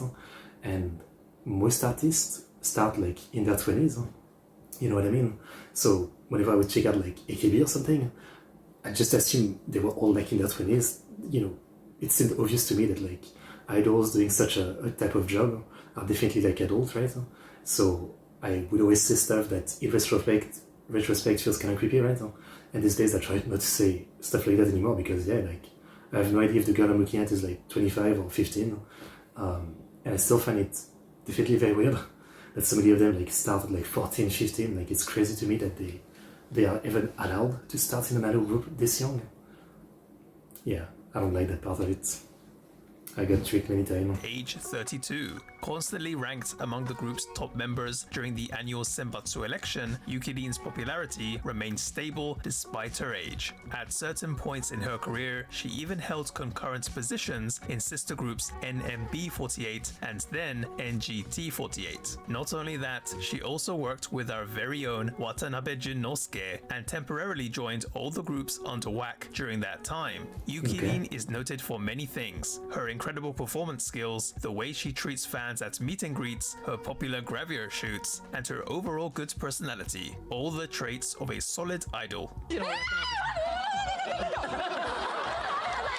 But she's also known for her really expressive and sometimes over-the-top reactions, making her the perfect guest for TV shows. Yuki-rin also has her own YouTube channel, which helps to showcase different aspects of herself and lets fans get to know even more about her. With all that being said, Yuki-rin has had her fair share of haters, with some AKB48 fans not being happy with her long career, something we'll get into later. Some people are just fucked in the head. And as I said before, right, it's like, it's a two-way street. The fans are fucked in the head, but also like the companies and corporation pushing, you know, that kind of thinking and all that, it's just insane to me. Yeah. Like again, I understand idols need to look good, it's part of the act, so sure. you know, but again, even if she's 40, if she looks good, who cares? Then obviously, you know, they need to be good at music, and I feel like, you know, then don't get worse with age. I don't know. I can understand maybe for like the dancing, your stamina might go away, but yeah, I don't know. Later, Yukirin is from the city of Kagoshima, located in the prefecture of the same name. Even as a child, she was showing her idol potential, dancing and singing to songs playing from the TV. This made Yukirin's mother start thinking of sending her to a music-focused kindergarten. To be honest, I had no idea there were kindergartens that focused on music. What sealed the deal was apparently Yukirin liking a character that was painted onto the school bus of that kindergarten. Yukirin says she really enjoyed her time there, but it wasn't exactly an easygoing place, with there being things like rankings for piano playing, with only the top 4 being able to do a piano recital. However, I'm sure her experience in this kindergarten helped to prepare her for her idol career later on. Even in elementary school, Yukirin was involved in music, joining the brass band club, but it's also during elementary school that she would attend a life-changing event with her mother, a Morning Musume concert. Morning Musume apparently came to her hometown of Kagoshima, and Yukirin and her family were all fans. In fact, Yukirin has been a fan of Morning Musume since she was around 7 years old, saying the reason was because she really liked member Yasuda Kei. Although her oshi is known to be Ishikawa Rika, and during her middle school years, she would even learn Ishikawa Rika's choreography and dance along with her when she saw them live. It was seeing Morning Musume live that made Yukirin think about becoming an idol herself. By the way, Yukirin was so into Morning Musume that when an upcoming concert happened to be on the same day as her brass band club's tournament, she quit the club so that she could go to the concert. Now that's dedication. So which idol group's audition would she first take? Well, Morning Musume, of course. Yep, before AKB48, Yukirin naturally tried to get into the idol group she was a fan of, but unfortunately, she was unsuccessful. In fact, she auditioned for Morning Musume 4 times and ended up failing each time. For one of the auditions, she even made it as far as the 3rd stage. And apparently Morning Musume's producer Tsunku even remembered her, as she was the first auditionee from Kagoshima that made it that far. But Yukirin's desire to be an idol didn't change, which of course led her to AKB48. As a lot of AKB48 fans know, Yukirin managed to pass the 3rd generation audition, but she also revealed that originally she auditioned for the 1st gen too. Now what's interesting, that's a lot of failed audition. I mean, I respect the dedication and determination, you know, so many failure, but keeps going. I need some of that mindset, yeah. is that she actually passed the initial screening for the first audition. However, she hadn't told her parents about the audition, and a call came about taking an interview in Tokyo the next day, while Yukirin was at school. Because she had kept it a secret from them, as well as the next day being a school day, she wasn't allowed to take the interview. よーし、それじゃあ行きますよ。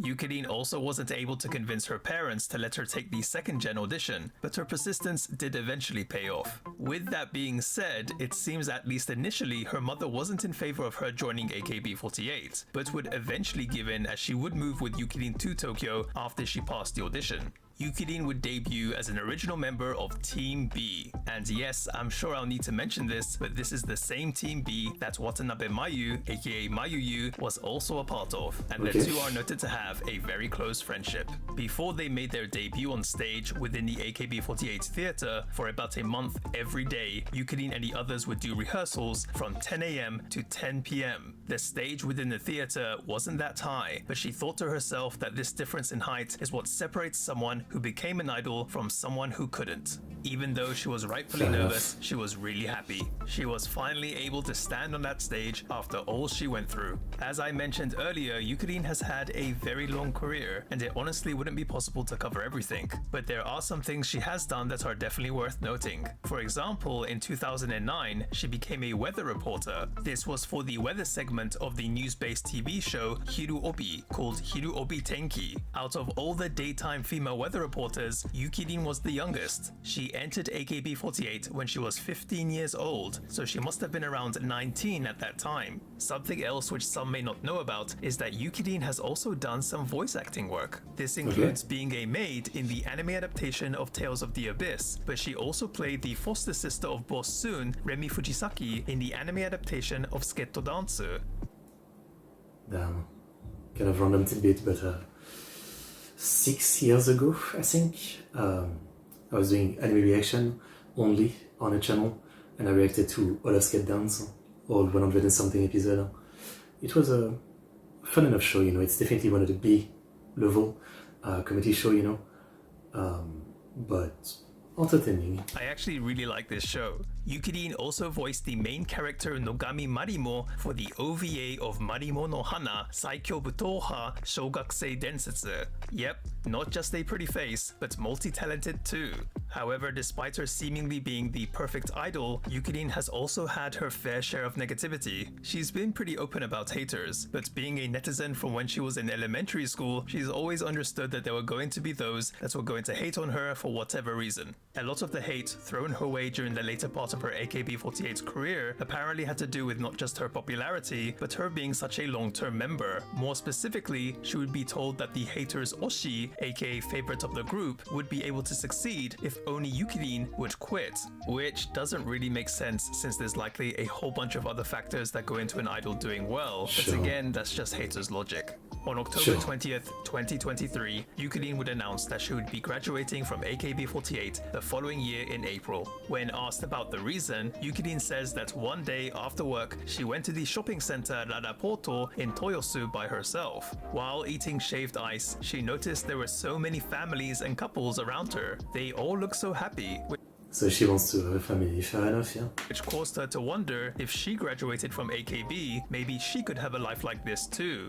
Yep, it was an evening stroll through Radaporto and Toyosu that made Yukidin decide that it was time to move on. Within that same year after graduating, Yukidin as a solo artist would release her single, I'm Not Alone. Also, not too soon after, she would release her book about makeup, with also having her own radio show and even making an appearance at the Tokyo Idol Festival 2025, Yukidin remains very active. As always, links in the description box below. Anyway, that's gonna do it for this video.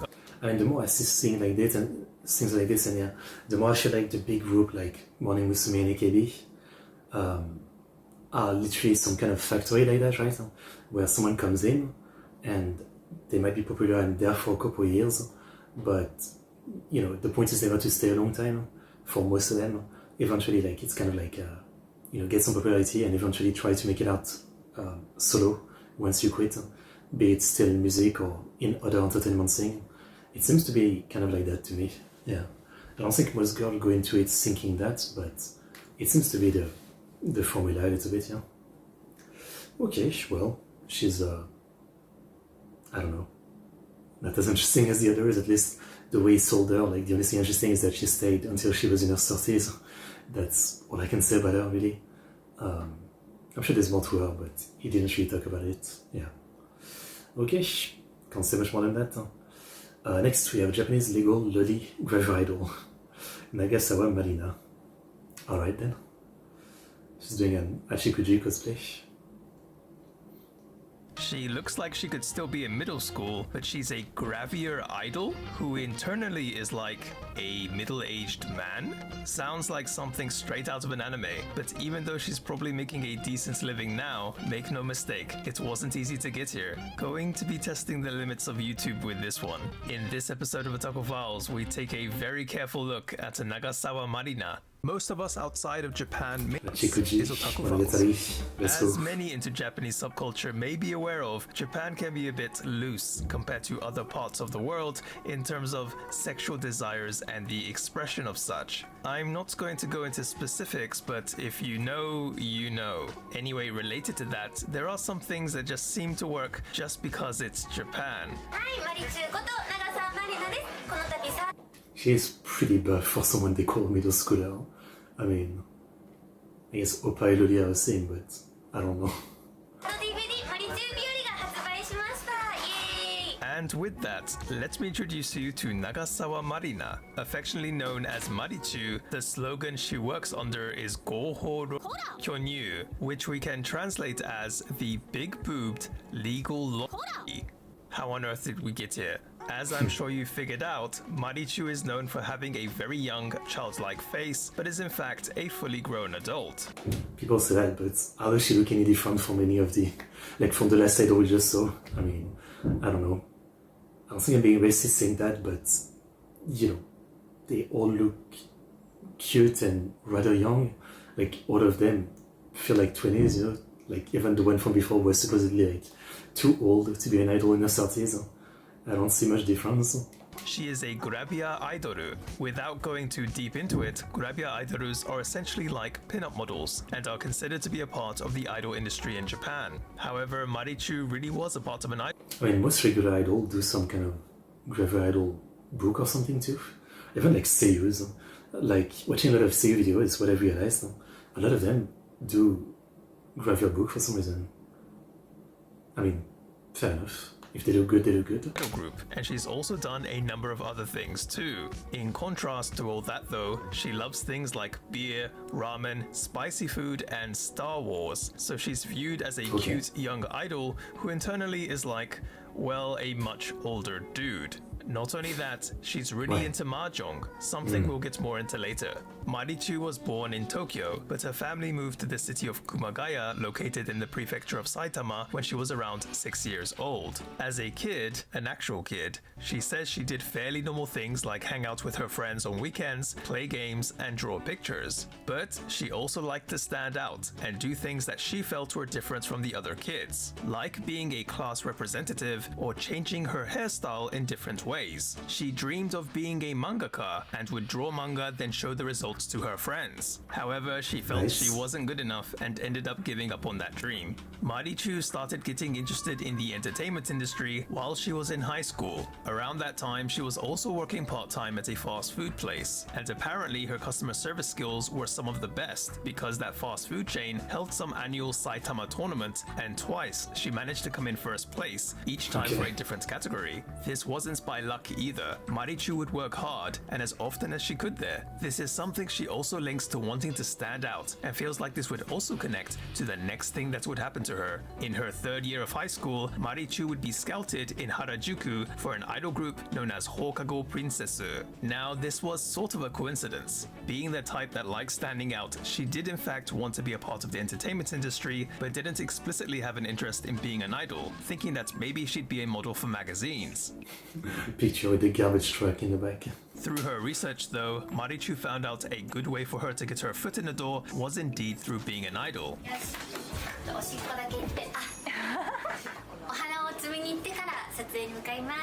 But she said, I'm going to pee, but then the classic, I'm going to pick up flowers. she didn't know exactly where to start, and eventually decided to just get some snapshots of herself out in Harajuku. Actually, she ended up getting scouted by a few agencies out there, and one of them was by the manager of Hokago Princess. Guess it must have been fate.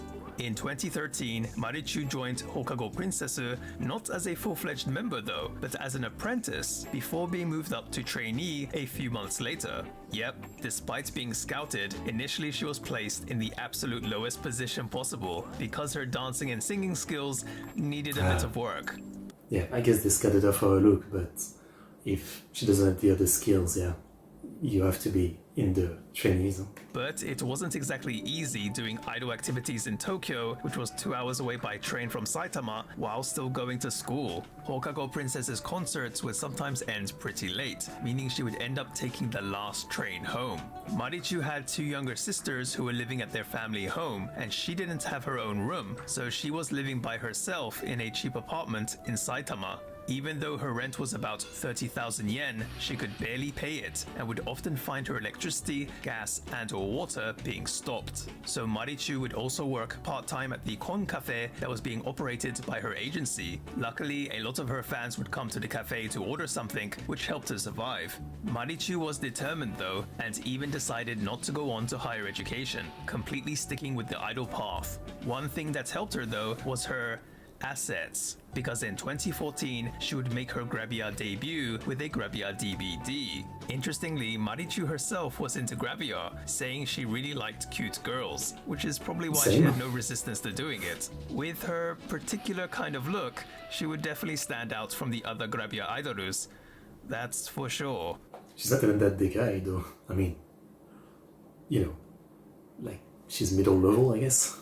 But unfortunately, a year after joining, at the time Marichu was trying to be a fully fledged member of Hokago Princess, she would be demoted and then fired from the group entirely. Wow. What exactly happened? Well, around a month after her Grabia debut, her secret Twitter account was discovered. This was actually a violation of the group's rules. On top of that, even though she had apologized for the account, Marichu was then absent for the group's concert a day or so later.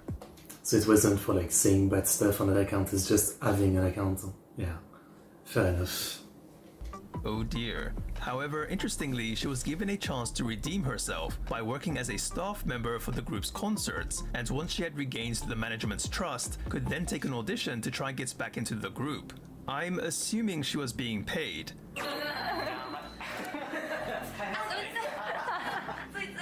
I hope she was anyway. Anyway, it seems she didn't need to wait that long though, because half a year later she was back in as an apprentice before being moved into the trainee group called Hokago Princess Yusu. Wait, so there's apprentice, trainee, and then main idol? After passing another audition. Now, Marichu believed that she had to do something to make up for the time she spent out of the group. So she decided to apply for the Miss ID 2016. I've talked about the Miss ID competition in my Zok videos if you'd like to know more about it. Apparently, Marichu knew about Miss ID because one of the selection committee members It's probably not Miss Indonesia, I was assume. a producer in her agency. For her Miss ID PR video, she combined two things: her passion for customer service and her graviar skills. According to Marichu, the filming crew didn't expect her to undress and do her customer service bit in a bikini, which garnered some interesting reactions. Anyway, the video was a massive hit, and apparently out of all the other PR videos, had racked up the most amount of views. Is it though? Like, on one side I understand that like it's normal for idols to do gravure, right? But still, I feel like this is the kind of thing that she would get flamed for being like slutty or something. I mean, I don't know. As always, since like I'm into idol music, but I'm not into the culture itself, I sometimes just don't understand the thinking of the fans, right? That's why I get confused all the time about what's the controversy and what's not. Alright then, I mean, I'm sold, man. What's interesting is that this video also caught some international attention too, in particular, Russia. Apparently this was because a Russian actor had discovered her PR video and decided to talk about it, drawing in some Russian attention. Marichu was chosen as one of the winners for Miss ID 2016, and thanks to this, she got a lot more work as a Grabia idol. Later on in August 2016, it would also be announced that Marichu was made into a full-fledged member of Hokago Princess. However, Marichu started to feel that maybe she wasn't really suited to being an idol, that maybe she had reached her limit since she felt her singing and dancing skills didn't improve by much. With her winning Miss ID and getting more and more Gravia related jobs, she felt it was time to move on from Hokago Princess and decided to leave in December of It's kind of sad because she finally just reached the top and instantly she feels done with it. that same year. But December would also see a new path for Marichu open up. Why? Because she would star in the live adaptation of the manga series Saki, which is about a high school girl named Saki that finds herself in the competitive world of Japanese mahjong. Marichu would play Seno Kaori. Now, when Marichu took the audition, she actually knew nothing about mahjong. But little did she probably know that thanks to starring in Saki, that later Marichu would start getting a lot of mahjong related work.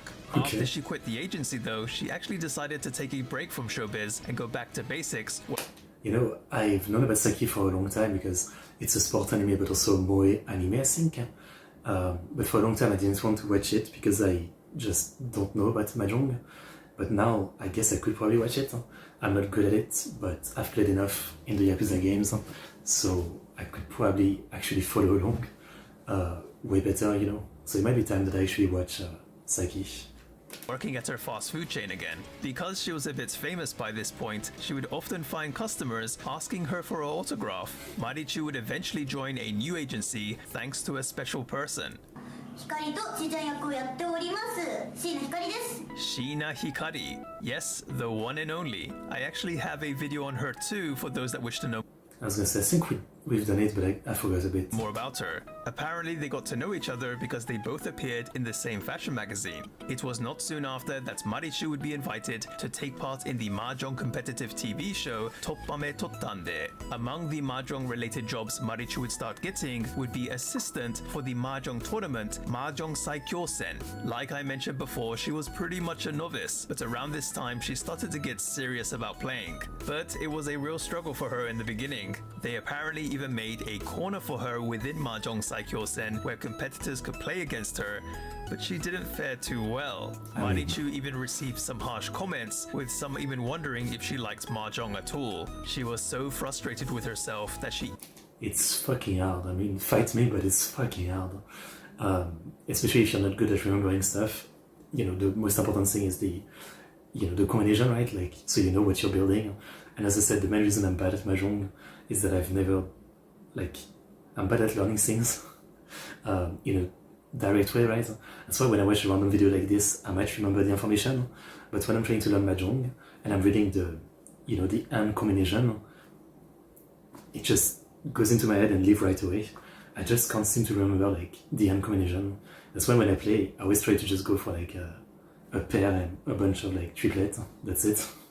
That's all I know. Even shed tears, but determined to show that she was serious, from 2020 she decided to study to take the test to be a certified pro Mahjong player, and in January of 2021 she managed to pass and is now a certified pro Mahjong player. Marichu's journey has been one with some real ups and downs, but through sheer determination she managed to carve herself out a pretty unique path in life. By the way, Marichu also has a YouTube channel if you'd like to check that out. Link in the description box below. Anyway, that's going to do it for this. Wait, so he kind of... I mean, I'm guessing it's because, YouTube, but he kind of skipped the whole lolly thing? Okay. Alright. I thought she was fully dedicated to maybe doing lolly cosplay or something, but no. Or maybe she is, but he's not really mentioning it. I don't know. Okay, I mean... I would say it's a pretty interesting story. Just a lot of twist and turn, right? A lot of ups and downs, and pretty good story. I think she's pretty cool, yeah. Interesting character.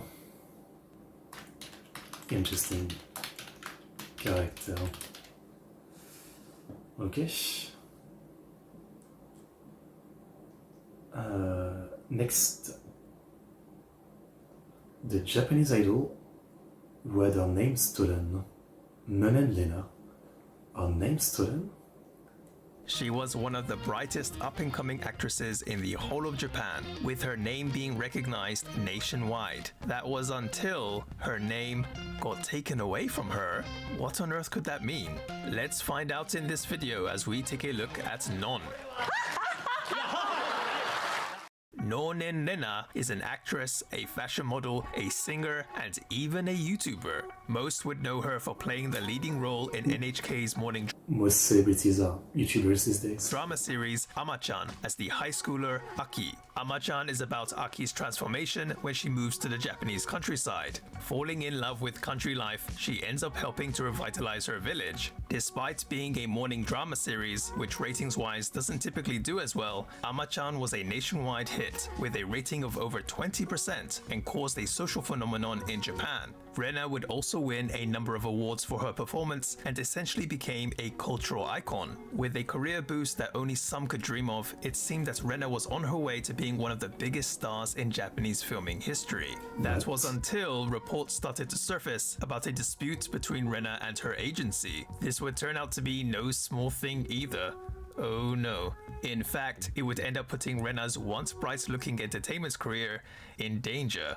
Rena is from a town called Kamikawa, located in the prefecture of Hyogo. Being in the countryside, surrounded by nature, Rena grew up running around and playing in rice fields among mountains and rivers. It seems that Rena though was pretty ambitious even from when she was small, because in elementary school she started saying that she wanted to appear as a model at Paris Fashion Week. Well, she certainly has a unique sense of fashion. お母さんがちっちゃい頃から可愛いお洋服着せてくれて、世界人形みたいななってたので、自然と自分も好きになって。 For what she wants to be in the future, she wrote about being a stylist and maybe starting her own brand. But in contrast to all that, Rena also thought about being a comedian. She says she really liked and would imitate the comedy duo Regular, especially their Aru Aru Tankentai skit. Rena would even make up and do her own skits with her friends. She says at that time she just wanted to do things that looked fun to her. This would also include wanting to be an illustrator, since she also liked to draw.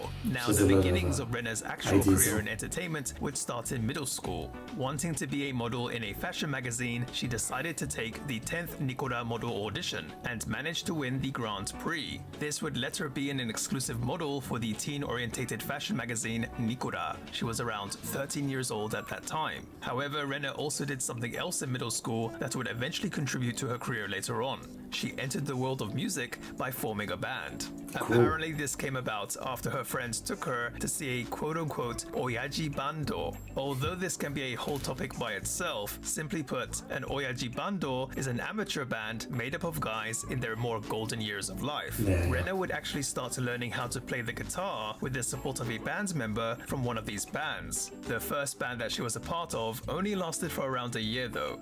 Oh well. She did form another band though soon after, which was a cover band, and played with them until she graduated middle school.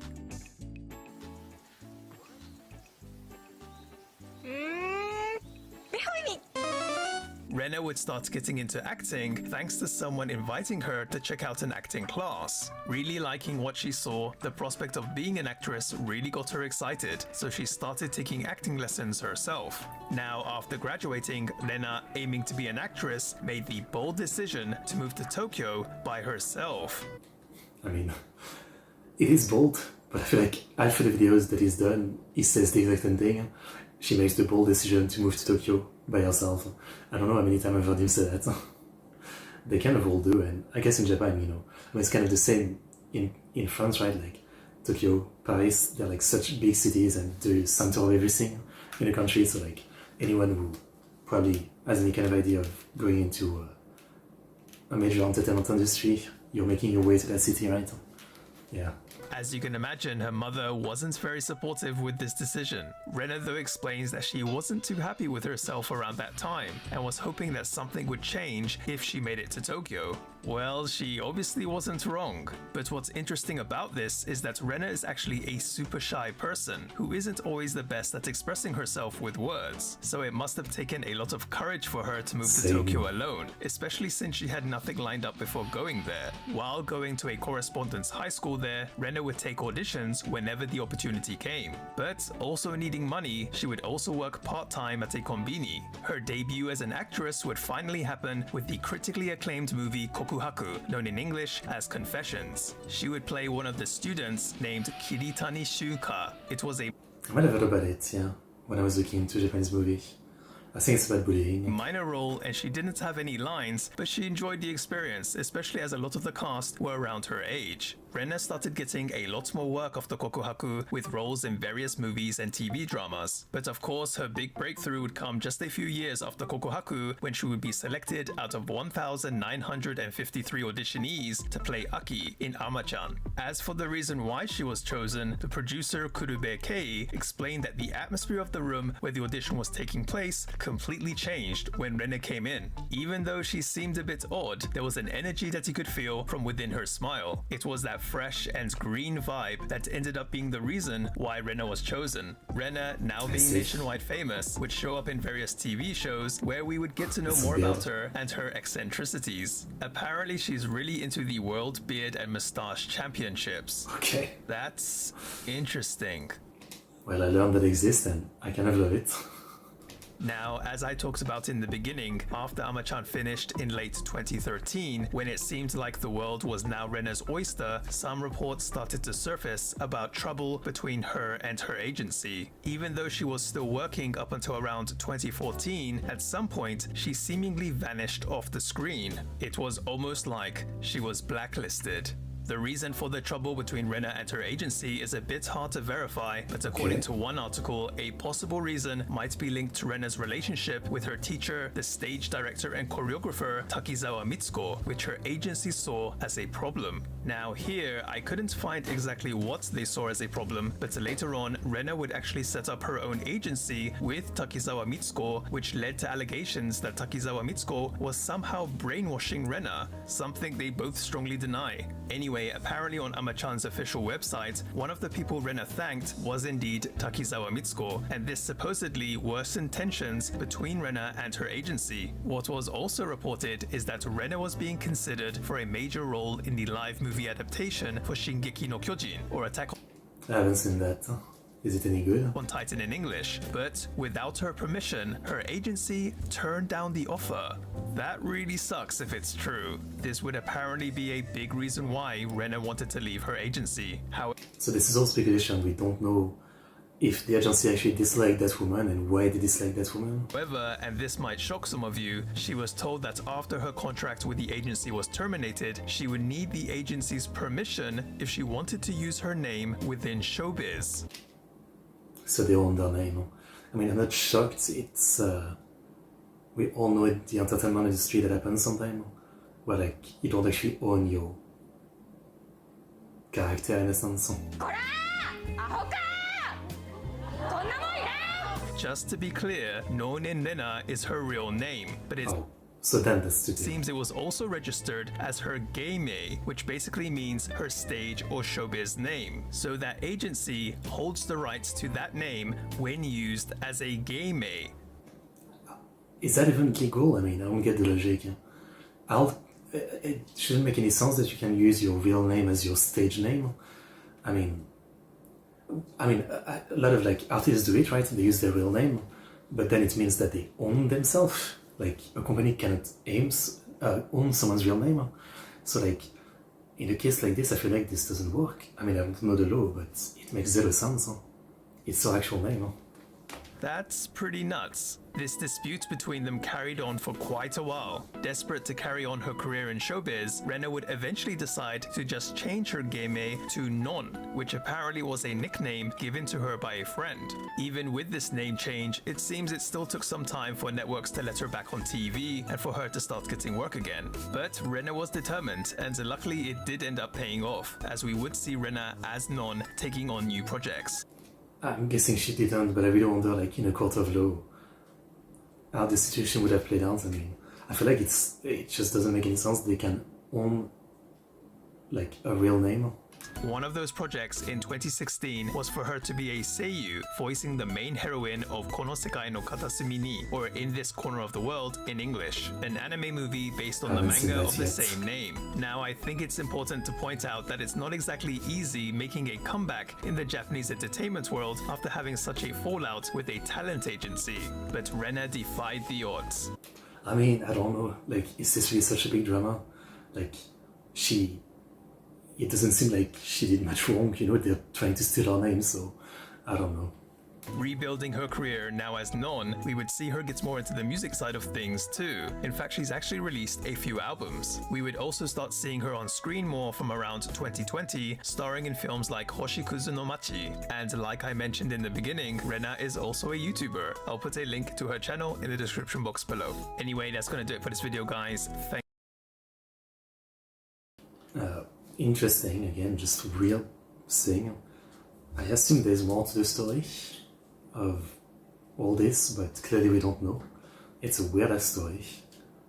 At the same time, I wouldn't put it past any kind of, like, you know, evil entertainment company to try to hold someone's real name on stage like that, you know? It's the same kind of, like, bullshit in contracts sometimes where, like, if you create a place, you're not allowed to, especially in the entertainment industry, you hear that all the time. Some contracts say, like, you're not allowed to be in any other entertainment thing for like a year or two or something. Like, there's always bullshit like that where, you know, it's a closed-door contract that's literally made to kill your career once you're not with them anymore or something. There's really some craziness, that's for sure. Yeah, some craziness in this entertainment industry. Let me take a quick look. I thought up to what video I was planning to watch today.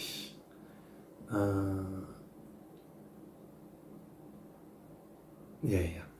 Let's watch some more. It's hot. The Japanese idol that broke the mold. Itano Tomochin. AKB again, I think. She was a fashion trend-setting idol who happened to be an original member of AKB48 as well as being a part of the Kami 7. Forget kawaii though, this member was all about being cool and sexy, but being unique was something she also got hated for. Here we go again, stay tuned for this one. In this episode of Otaku Files, we take a look at Itano Tomomi. Most of us are these individuals. This is Otaku Files. When it comes to mainstream female Japanese idol groups, and that includes AKB48, what is usually expected are cute and approachable girls that are quote-unquote pure. But even within those groups, you may find some members that break that mainstream idol mold. こんにちは。AKB48 チーム K 板野友美です。 And a good example of that would be Itano Tomomi, making her debut back in 2005 as a first-gen member of AKB48. What made Itano Tomomi, nicknamed Tomochin, unique was undoubtedly her gyaru style. Oh, and her duck mouth, which apparently is a compliment. Anyway, I've talked about gyaru before in a previous video, but to keep it simple, it's a subculture that initially came about as a way to oppose the quote-unquote good girl standard Japanese women were expected to follow in the 1990s. The term is most commonly used to describe both the particular gyaru aesthetic and their cheerful personality. They also have their own unique way of speaking. Now, a trait of Tomochin showing her gyaru side, among other things, would be her signature brown hair. So what exactly made this so special? Well, from my research, even though it wasn't openly made public, there was supposedly a rule back then that all the AKB members needed to have black hair. And yet, Tomochin, for some reason... I mean, I guess they were trying to do like the most, Yamato Nadeshiko, right? The perfect Japanese girl, idol type, idol group, fair enough. Was allowed to have brown hair. We'll talk more about this a little later. Tomochin's particular gyaru style fashion and makeup that would be called Tomochin Meiku was also a huge influence on many young women nationwide, supposedly even on other idols. She was a strong-minded member determined to carve out her own path in life in her own particular way, and her career extends way beyond AKB48 too. Let's start from the beginning though. Tomochin is from the prefecture of Kanagawa, but spent a number of years when she was younger in Osaka. She has a younger sister, Itano Narumi, who would actually end up in the entertainment world too as an actress and a gravure idol. Now, unlike the strong Tomochin that the world would get to know during her kindergarten years, she was actually super shy. So much so that she wouldn't even go near the teacher. Her mother was kind of worried about her. That was until Tomochin came across the female vocal/dance group Speed on TV. Becoming a massive fan, she would dance and sing along with them all the time. They were in one of the top editors. And according to her mother, this is what eventually helped bring out her personality. Tomochin would then ask her mother what she would need to do to be on TV herself. Her mother told her it might be possible if she just tried hard enough. And this is said to be why she aims for a career in entertainment. Although Tomochin did apparently say things like she wanted to be tofu around this time too, but never mind that.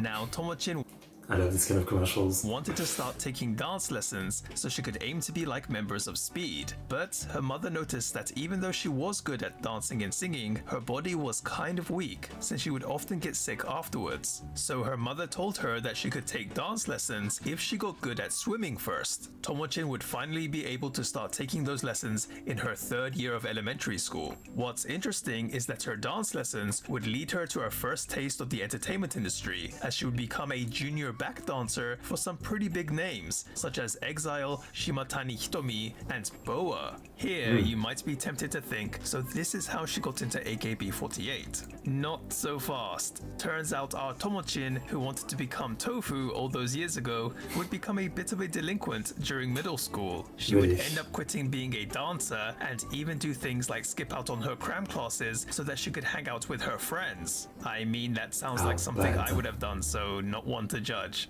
What this resulted in was a family meeting where they discussed Tomochin's future. Believe it or not, a big part of her just wanted to lead a normal life. But she still had that dream of hers from when she was little, so as sort of a last chance, she would end up taking the AKB48 audition. Luckily, she ended up passing. By the way, it was specifically her mother who recommended Tomochin to take the AKB48 audition because she knew Akimoto Yasushi was a really good producer. So it was all thanks to mum. Now, for the sake of time, I'm not going to go through all of Tomochin's accomplishments since it would be a very long video, but as I talked about in the beginning, she was a really popular member and one of the central figures of the original AKB48 lineup. I mean, yeah, automatically legendary for being one of the original in a group that has had like hundreds of members, right? However, there were some that weren't exactly fans of her, and a lot of this comes down to the perception of quote-unquote special treatment. Just the AI seems enough to make people mad. This seems to have started when Tomochin, with the permission of AKB48's producer Akimoto Yasushi, was able to dye her hair brown. Whether or not other members had asked the same and were turned down, I'm not sure, but in an interview, Akimoto Yasushi said the reason he gave her permission was that he felt that Tomochin was the representative of the typical modern girl. But some fans thought it was unfair. Also, in 2008, Tomochin would make her debut as an exclusive model for the fashion magazine Kawaii. This apparently was the first time an AKB48 member started doing solo activities. At a time where doing things as a group was sort of the standard, this was viewed as favoritism. There are some other things here and there, but in all honesty, the reasons seem kind of petty, to be frank. And I mean, does that even need to be said?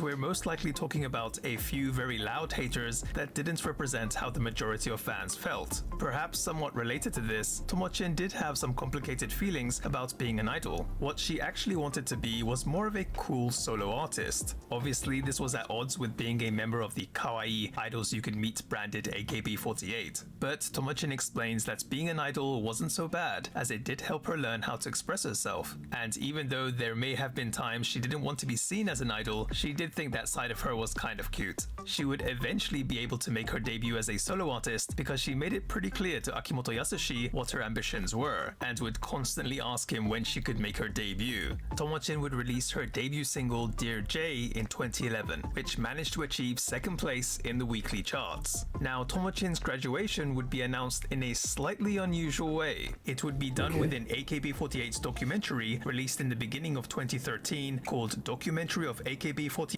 So she lasted 8 years, I mean, that's a good run. No Flower Without Rain, Shoujo Tachi wa Namida no ato ni nani o miru. That's a long-ass title. They just love doing it, I mean. People joke about light novel, but the more I get into Japanese media, the more I can tell you that it's not just light novels. I mean, movies, for the most part, aren't as bad. Yesterday I watched a movie called Dollars and Sayuri. Short name, right? But yeah, stuff like documentary is definitely some longest name.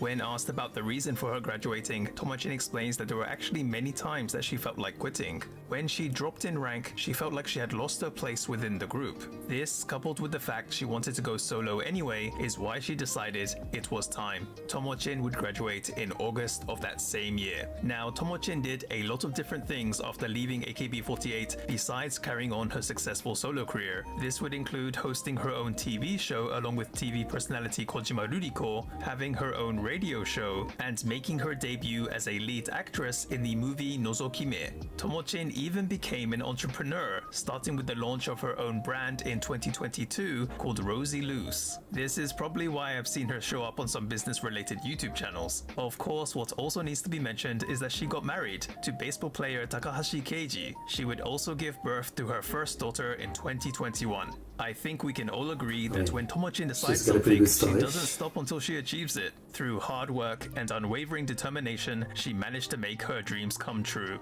Anyway, let's leave it there. Thank you all again, as always, for watching. Okay, no, I mean, again, maybe one of the most happy story outside of like a little bit of backlash for special treatment or whatever. It's a very clean story. Seems like things have worked out pretty great for her. I mean, I'm not saying it was easy or something, but you know, at least there's not as much messed up stuff as some of the other rejectants. I would say so. Good story. Yeah. I like learning about all the well-known members of AKB. Next, we have our shy, struggling Japanese voice actress became famous, Kogai, the voice of Kaguya, yeah. You'd know her for voicing the one and only Shinomiya Kaguya. Some of you, actually, I was gonna say some of you may remember, but probably not. I don't think anyone was watching me at the time. When I used to be a big fan of the manga, Kaguya-sama, and then when the first season aired, I think I did a reaction to episode 1. I forget, it was 2017 or something, with my first reaction channel, and I was extremely mixed. For many ways, and one way is that I just felt like some of the voice, Kaguya included, did not feel right to me. And now today I can tell you I don't know what I was thinking. At this point I've rewatched the anime many times, and I'm a massive fan of everybody, and I think it's fucking great. But I remember at the time, and it's one of the rare times where like I've had that experience. Most of the time it never bothered me, like the casting choice for anime, even if I've already read the manga. But that was one of the rare times where I felt very off after reacting to episode 1. And I think at the time I did not react to more of it. And only later did I watch the rest of the anime and eventually really liked it. But yeah, I think too that at the time she was kind of new. There was that as well, yeah. It was stupid, but interesting story. In the popular anime adaptation of Kaguya-sama wa Kokurasetai. But do you know the struggle she went through, both professionally and personally, to reach the top of the Seiyu mountain? Might be some things many of us could relate to in this one. In this episode of Otaku Files, we take a look at Koga Aoi. Most of us outside of Japan may not be aware of some of the more interesting personalities on these individuals. Yes. Is Otaku Files. Kaguya-sama wa Kokurasetai, Tensai Tachi no Renaizu no Sen, or Kaguya-sama Love is War in English, is a super popular rom-com manga series written and illustrated by Akasaka Aka. It tells the story of two elite students doing everything they can to make the other one confess their love first, resulting in nothing but hilarity. The anime adaptation was also a massive hit, both in and out of Japan. In fact, it was so popular, it managed to become the #1 anime of my anime list. And for this video, I mean, not anymore, I assume. A lot of really popular anime do that, but eventually the ranking sort themselves out, and I don't even know what it is today, but I assume it's still Fullmetal Alchemist Brotherhood. I haven't looked in a long time, but there would always be, when I cared a bit more about like the ranking of my anime list, and I would look the discussion about it, people would always complain that something became #1. It's either like Fullmetal or Frieren right now. Let's take a look. Top anime. Yeah, it's Frieren right now. And as you can see, Fullmetal is basically #2 because right now the latest season that's airing right now of Itoh is #2, but it's only because it's like ultra popular right now. It happens all the time right now, and things usually like adjust themselves right now. I mean, its ranking don't even matter that much anyway, you know. A lot of stuff in the top to the max that personally aren't my favorite right now. Yeah. I mean, actually, I see a lot of favorites. I haven't looked at this list in a long time. Very nice. Kimi no Na wa, that's a good example. I mean, I rate it a 6 out of 10. I'm not crazy about that movie. I like everything else from Makoto Shinkai more than Kimi no Na wa. I don't know.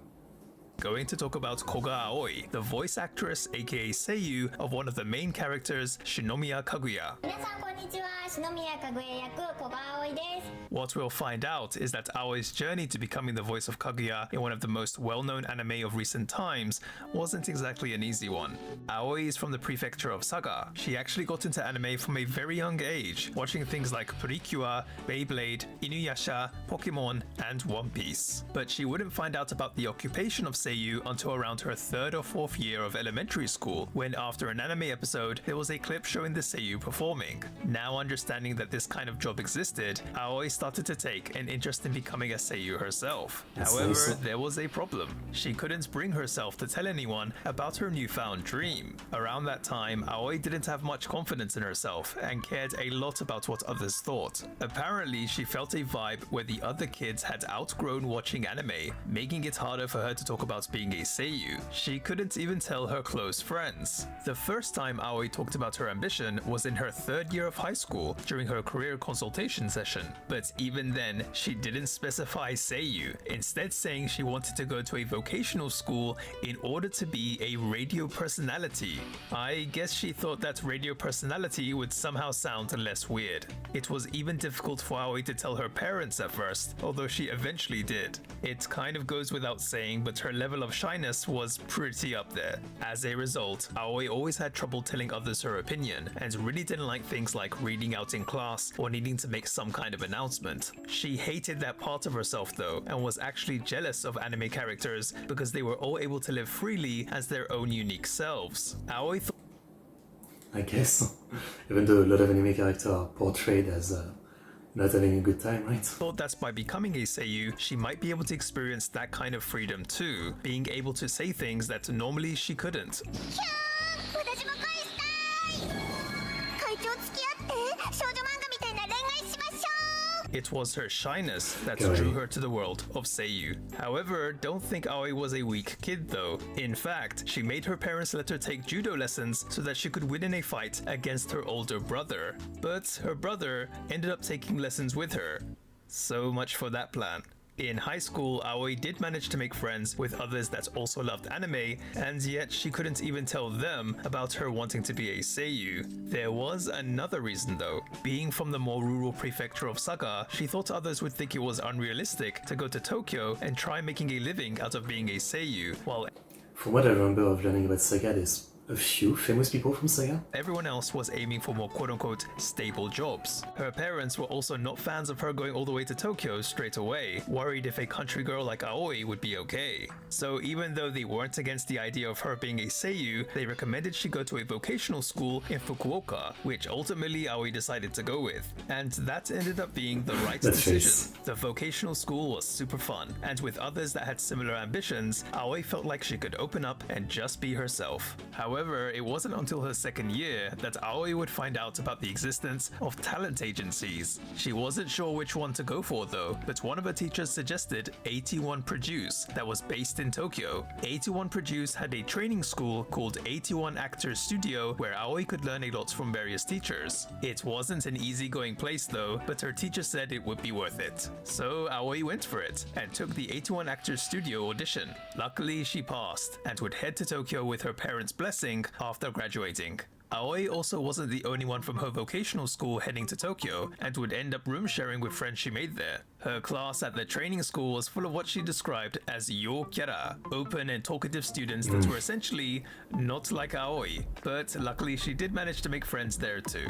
Now after training, not all the students actually get to be a talent of 81 Produce. Some days later after completing her training though, Aoi would get a message with the result of talent. She was over the moon to say the least. It's not you passed, it's you are the talent. Her mother even cried tears of joy for her. However, like I've talked about in previous videos, the world of Seiyu isn't exactly an easy one to be successful in, as Aoi would soon find out. Aoi would make her debut voicing a character named Mafia in the mobile game Fuin Yusha Itoh to Sora no Dungeon. It might not have been a big role, but it was officially her start as a Seiyu. Soon after, in 2015, she would get another role in the anime adaptation of Rokka no Yusha, or Rokka Braves of the Damn, I forgot about this one.